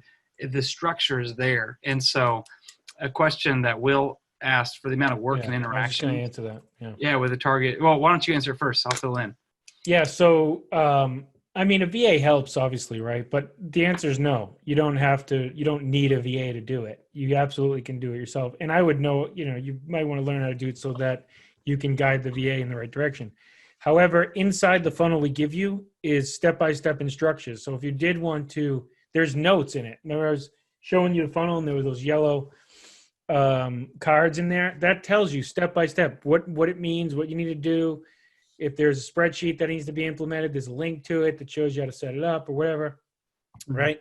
So you can essentially give the flow to a VA and the instructions are there, right? So, yeah, I mean, you probably on a fast track to the VA system as well, but I would say you don't even need one. Certainly not for the giveaway contest. The one that Abe did the QR code, we do a brief training on that, and it's something you can totally set up. The whole benefit of using ManyChat is the whole conversation is automated, and you might not have to have many hands-on interactions in that process. Yeah. Start reading the next one. Yeah, there's a big one coming up. I'm going to see if did you catch everything before that? Well, how about this? While you read that, I'll answer. Something else. Whatever. All right. So Armin says, I have an opportunity with a toy. Sorry, if you said to everyone, so I can read it out loud. I have an opportunity with a toy company to sell a product that is now being discontinued exclusively. At their current rate of sales, I would still be left with inventory next year. What are some indicators, if any, that you would use to give your confidence that these methods would work? In this community, we're all about inch deep, mile wide. What do you ask yourself to avoid pitfalls, or are all of your products tested? Okay, well, that's interesting. So there's 2 parts there, right? Are you saying like what to tell your clients where you can say you can be confident in the results that you're going to get for them, right? That's what I think when you said what are the indicators you would use to give you confidence in these methods. Well, we're confident in these methods because, we've done them, right? And they've worked. What do you ask yourself to avoid pitfalls? I think that, I look at a lot of data, right? I mean, I map things out. I make calculations. Everything I showed you. I mean, I am pretty confident myself. I've been doing Amazon for 6 years now, private label since 2016. So it's like going on 4 years now. I've coached hundreds of people. Obviously, I'm pretty confident in what I do. For someone starting new, I always say this: just jump in and do it. Right? Jump in, and it doesn't take much to build a giveaway flow. It doesn't take much to build a welcome message. It doesn't take much to, if you're going to go full on rank launch, yeah, okay, you may want to learn the tool a little bit, right? Because there are a lot of pieces in there to understand a little bit. But, anything I've ever come up, and like I said in the beginning of this call, I didn't even have an email address and never used a computer. I kid you not, right? Excel used to be the most frustrating thing for me in the world. I spun myself around trying to learn everything without taking action on anything. It was a complete nightmare, right? But what I realized, though, as long as I dedicate myself to learning something new, it's no longer easy. Start to build the confidence, and you can push through it, right? Every single time. That's what and then that leads to you building your own processes and SOPs, right? I mean, all the funnels that I showed Jonathan to begin with when he didn't know anything are all different now because he brought his own flavor to it and made them better. And that's why I partnered with him, because I said, hey, we got to collab, because he took my funnels and made them better, because I had a very streamlined vision of doing things and he brought a different taste to it. So, on the flip side of it, I came in not with the wealth of experience that Abe has with this, and not confident at all. I'm the grasshopper at Abe and Nathan's feet learning this kind of stuff. And but for me, I guess one of the big pitfalls is that whenever you do, you're going to, the nature of doing a product launch is you are starting to go deeper, right? This isn't testing 2 or 3 products. You're saying, I'm going to really rank this product for this keyword. So this is in the realm of private label. It's also, somebody asked about wholesale. I think particularly if you have an exclusive, so you could do something like this. Maybe work something out with the manufacturer. I don't know. There's a deal to be had there. But I think that if you're going to look at pitfalls, the main thing that I found out through some of my mistakes, even in 3 months ago, 4 months ago, was you want to make sure that the keywords that you choose to launch on, that you are confident that you can convert on them, because our flow can get you to the top of search whenever you're incentivizing those sales. But when you're done incentivizing those sales, you got to stay there. And if it's a relevant keyword, you'll stay there. You'll stay in the top 10, right? You might go up and down a few, but you won't drop to page 2 or 3. But if it's not a relevant keyword and you don't continue to convert, then even if you invest a lot and you get up to the top, you'll just start to taper off. And so that keyword selection that Abe said in the front end of this call, that's huge. It's stuff that's not fun. It's not sexy. It's boring. But if you pick the right keywords that's relevant to your product, that's a big pitfall. I think that some people might just want to run and jump with what they feel would go good. But look at the data. Yeah, so Will also says, any suggestion to use Facebook and ManyChat strategies around this Black Friday effectively? Yeah, absolutely. So, I mean, what you always have to ask yourself is, what's your goal, right? Now, is it just to sell stuff? Or, so it's a difference between that and ranking for keywords, right? Ultimately, the byproduct of that is selling more, right? But maybe you want to move inventory, whatever. There's creative ways you can do things. So for example, say you run that giveaway flow, you build an audience out of it. You could then follow up with that same audience and say, hey, thanks for participating in our giveaway contest. Here's a 20% off coupon code for our product for this Christmas deal, whatever, right? Boom. Now you have 2, 3, 4,000 people that are getting a 20% off code or whatever it is to your product, right? So you're driving sales back in through that same funnel. Yeah. So, I mean, I always think about okay, what's the goal and how can I creatively, 1, add value to the audience, right? And 2, get them to do what I want them to do, by adding value somehow, right? So that's you always got to think of that value proposition. No one's just going to buy it for you for any old reason. So you always got to give something for free or discount something. But yeah, you got to just map out like what it is you want to accomplish, and then figure out what's the best path to get there. I guess that's the best way I can answer that. What about you, Jonathan or Nathan?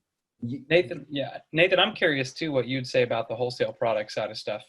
Okay, so I'll answer that, but you want to say, okay, I'm going to have a Black Friday campaign that I set up for ManyChat that leads into my Christmas campaign, that leads into my New Year's campaign. Yes. And then all of January is still fourth quarter to me, because everybody's returning what they didn't want that they got for Christmas and going out and using all those giveaway gift cards that they got, right, to go out and buy what they actually really wanted into January. So in knowing that, there is some things that you can do to structure value. And that's why I call it structuring value, because you have to say, hey, I gave you that. That was cool, huh? Yeah, how about this? Like that for free? Hey, go and get our chat bot template for free today, and then take them up your value ladder, and don't feel one bit of guilt about it, because you got to keep adding value and adding value. The biggest mistake anyone makes in marketing is follow up. You don't follow up with people properly. ManyChat actually allows you to do that, but you don't go, hey, buy this, hey, buy this, hey, buy this, hey, buy this. It's like, hey, let me hook you up with this. Hey, let me give you this for free. Hey, let me get you to know, like, and trust me, so that you actually want to be receiving these communications with me, whether it's using text message, email, the chatbot itself, and how it instantly takes them through something that they get instant gratification with, or it's to get them excited about something that they're waiting for. But you position your product based on the seasonality. I'll have a chatbot for Valentine's Day, and then you start building a content calendar around it. Yeah. So that'd be my take on that. Now, in terms of wholesale products, absolutely, because what happens, you find a wholesaler, right? And they let Amazon build their listings. Oh, we just sold to Amazon, and the listing's garbage. It's got one image.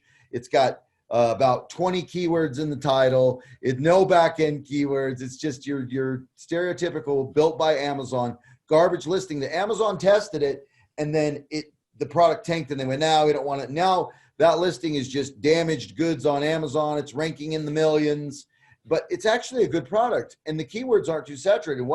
And you start to discover the story on that and go, oh, well, I go and reverse source that, and I find that wholesaler. Now I know what to do to get that listing pumped again, to get it ranking, and do a real test on it with it optimized. And now that product that nobody thought was a good product, oh, it actually is a good product. Just the people that built it and added it to the Amazon catalog they did it with zero care to tell Amazon what that product really is. So wholesale, absolutely. You know what? Even on my end with arbitrage, right?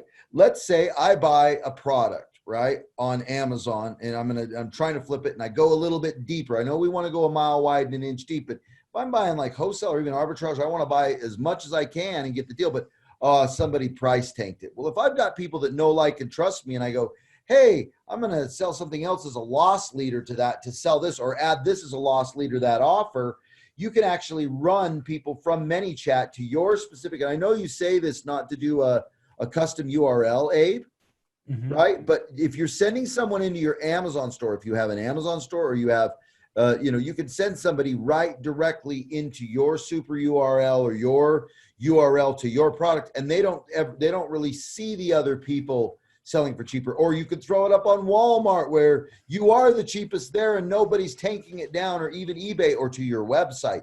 Yep. So Amazon is not the only target that we're shooting for using this tool and this strategy, right? So can I do it? Could I, you know what? Here, this mug right here, he ain't heavy. He's my brother is what that says, right? Let's do an experiment and see if I can sell this thing for $50. Selling it on ManyChat and make up a weird story, and it's the mystical mug that gives you 7 years of good luck if you want it. I'm going to make people fight over it because of its scarcity or something, or the story. And that's the thing with ManyChat too. It doesn't matter what you sell, you're connecting them to the story, and then people get brought into that. And okay, hey, we're going to be giving 10 people this product to give away, but what we're doing is we're trying to raise funds to give to the autistic group or this cat rescue, or where you can actually add story into what you're doing to make people know, like, and trust you using the chat bot and have a virtual conversation with somebody. It's not just about sell. It's how can I get someone hooked, hide, and hold into the fold of my list, into my database. Maybe I use that to market somebody else's product that audience might be interested in. So it really comes down to building an audience. The products that you sell are nowhere near as valuable as the audience that you can build around it. Yeah, around the Black Friday thing too, something I'm doing real time with one of my clients. Actually today I was building it out. So over the last month, we did a giveaway contest. We got maybe 3,000 people or so into our ManyChat.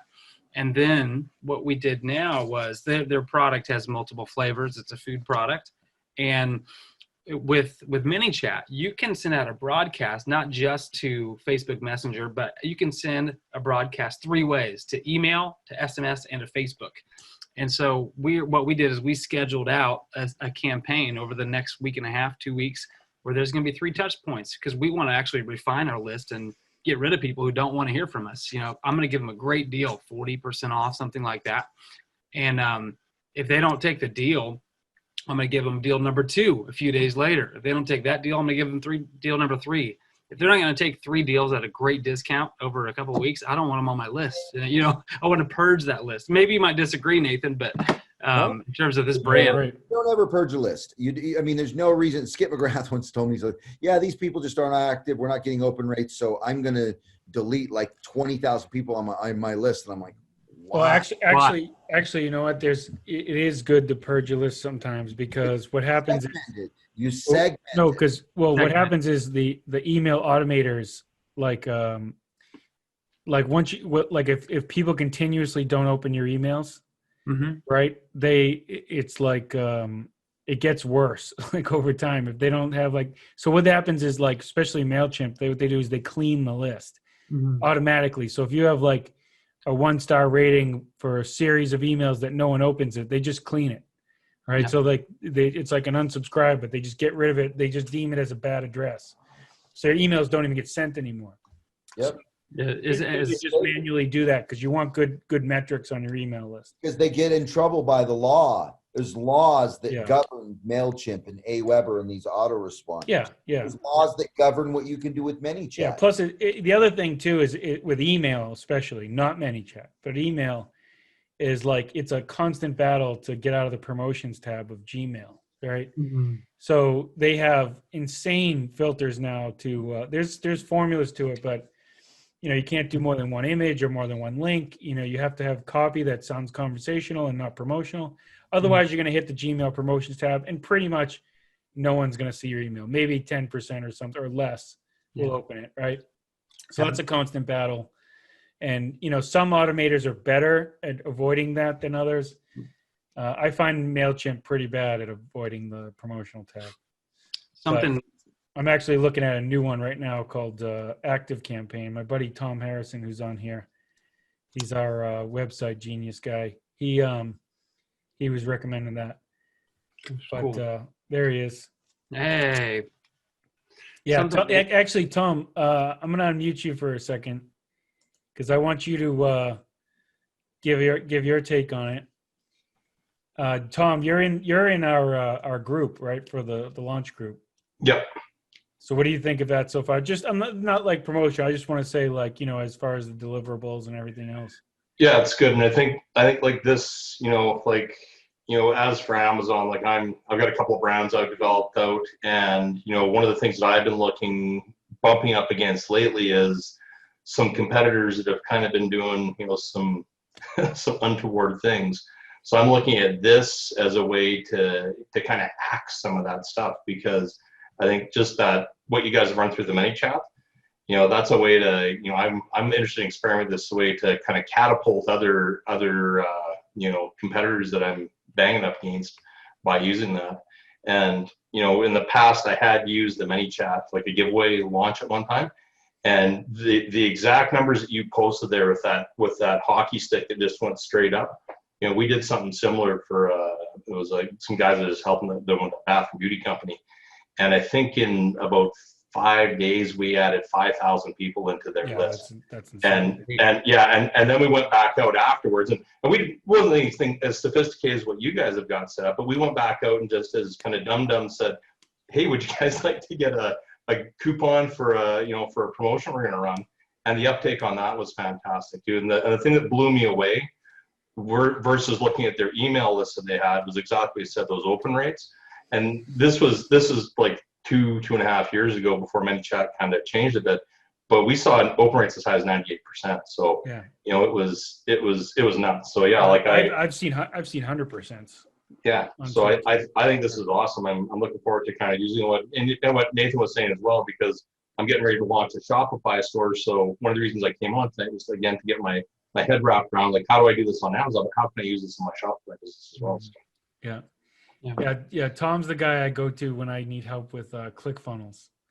So he helps me like lock in the back end and set up all the little, sometimes in this business, you're good as who you know, so like, luckily I've met a lot of people because I met Tom through coaching, signed up for coaching and, you make a lot of great connections in this business. So yeah, he's my guy to get that done.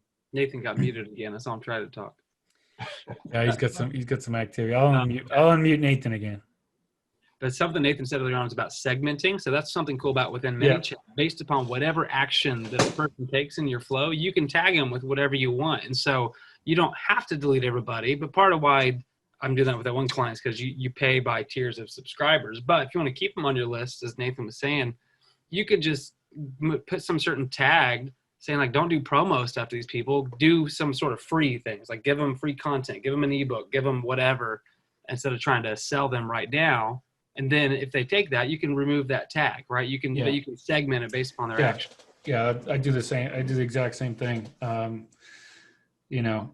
Again, I'm not too, because like I was talking to Tom and he was like, man, you got to get away from MailChimp because here's what you can do with like Active Campaign and some other ones he uses. So he really opened my eyes to like the possibilities of like, because MailChimp's like a rookie email automator.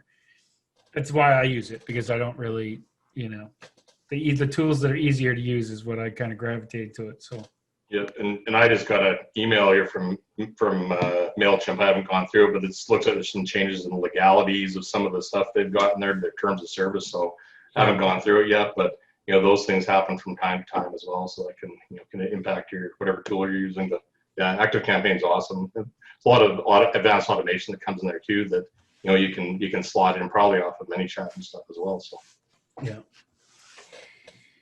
yeah. So I don't know if there's any more questions. So like, I think Mark was saying. Okay, never mind. That's a question. All right. Yeah, I mean, a lot of private messages, just people saying thanks. I appreciate everybody hanging out with us. It really means a lot that you took almost 2 hours out of your night to listen to me babble about data and geek out over funnels. So I appreciate all of you for that. Definitely. You're always welcome to reach out to me for questions. I know a lot of you in here already, and I love connecting with people, so don't hesitate to reach out. And yeah, I mean, that's about I don't see any new questions coming in, so we're gonna go ahead and wrap this one up, I guess, huh? And guys, I'll get this recording to someone asked about the recording. I'll get this recording to thank you, Cher. She said, thanks for all the info, impressive. I really appreciate that. I definitely stress about creating all these big old presentations. It's not my wheelhouse, but get it done. But I'll get the recording. I got to send the recording out to the gym's people, and they will post that wherever they're supposed to post it. So I'll send that off tonight to them. And other than that, we're good. If you guys have any questions or anything, feel free. Don't forget to, if you guys scan that QR code, you'll get that free giveaway stuff. And, you'll get on our list. We'll give you some updates here and there and things like that. So, but thanks everybody. Nathan's muted again. Thankfully, someone, man, you've got, it's like the. No, I don't know. I don't know what button I pushed. It must have been when I created the meeting on the website. I think it just automatically mutes everybody, except unless I let them in. That's kind of Real annoying. quick, before we leave here, real quick, just synopsis, right? Achieve our goals from this training, right? What this is you guys have created the templates already. There's a standard operating procedure. It's not going to be hard to set these things up. If you join your group, you can have every single working chatbot flow of the template that you guys that are the working campaigns that you already know work. You're actually pulling back the curtains. You're giving people those templates, and you're also teaching them how to use them and deploy those for their own business and other people's businesses. I mean, man, you're giving the keys to the kingdom away. And not only that, above and beyond that, if they're not a technical person and don't feel confident deploying this themselves, they can have you guys actually do that for them, right? Mm-hmm. That's crazy. Yeah, man. Yeah. So like that's sort of the so like we know, there's like everything you kind of do. There's different levels that people are, willing to access. So we wanted to make sure that we want to teach people how to do this stuff, right? So we don't hold any of our strategies sort of close to the heart, and we want to like hide it from people and upcharge on services. We tell you exactly how we do it, and we give them to you. Give you the templates pre-built. You just got to plug and play, right? It doesn't get much easier than that. But there are also the people that are going to look at that and be like, okay, this is going to take some time. Screw it. I'll just pay you to do it. And that's fine. And that's, or have them coach you, or have you coach them on it, but I mean, the coaching, this isn't right for anybody. We'll evaluate, we'll look at it, and make sure that it is. The reason why I built this in the first place, other than because it was an amazing idea, but coaching this stuff takes forever. Like when we get to private label coaching and I walk people that are discovering a product, keyword optimization, ads, all this stuff. By the time you get to launches, they've already used up their sessions, right? And then they need another 20 to do launches. So I said, you know what? Screw it. We're just going to build the templates, plug and play. The videos are pre-recorded. So it's coaching in a box sort of thing, Yeah. The standard operating procedures are already there. And if you are a coaching student, you need like, an extra level of something, sure. I mean, be honest, my time is thin these days. As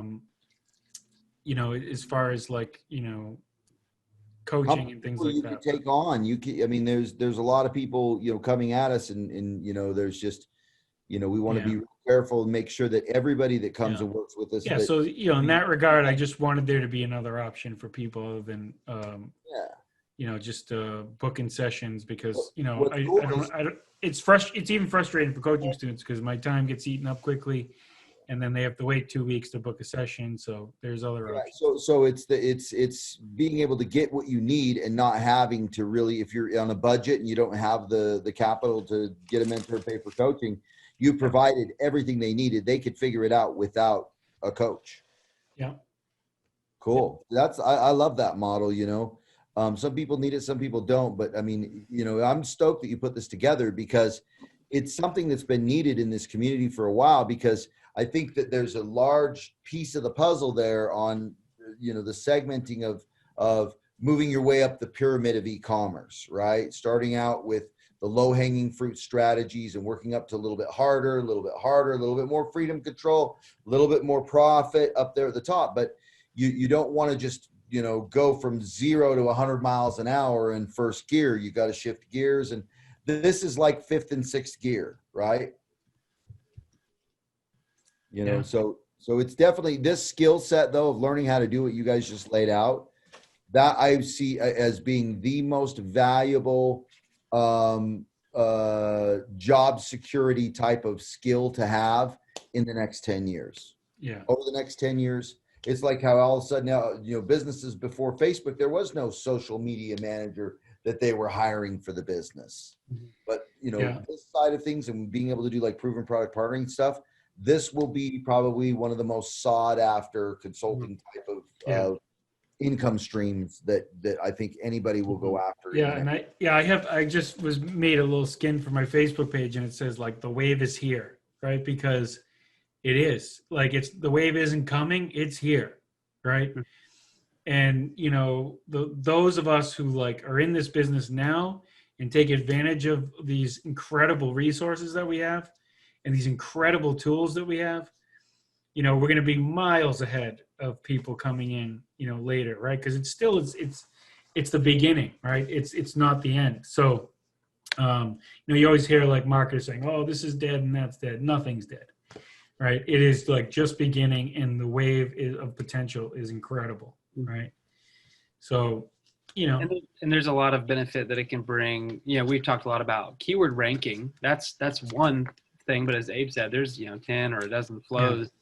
There's stuff for coupons. There's stuff for product insert cards. You can do seller feedback, right? If you're doing wholesale, you could, instead of doing you can do product reviews or seller feedback, however you want to do that. And I mean, the other thing I want to say too is that we're growing.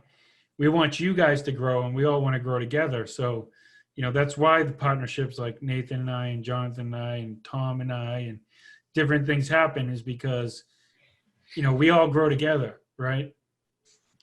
Right. So that's, we can, what's that saying, right? Among many, there's one, right? So, so, I mean, we're always here for you.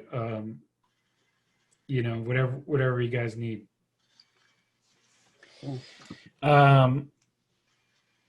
So, well, I mean, 2 hours, everyone must be exhausted. I heard someone say it's like 3 a.m. in the UK. So, it's definitely 10 o'clock on the East Coast here. But yeah, let's wrap it up, and I appreciate everybody hanging out with us. Nathan, I appreciate you, man. I appreciate you, Jonathan. Thanks for running support on this with me, because, kind of keep me focused. But all right, guys, we'll end this here, and everybody have a good night, and hit me up for questions, hit me up in the Facebook group, whatever. And continue the conversation. Good night on the Facebook group. All right, see you guys. All right, bye-bye.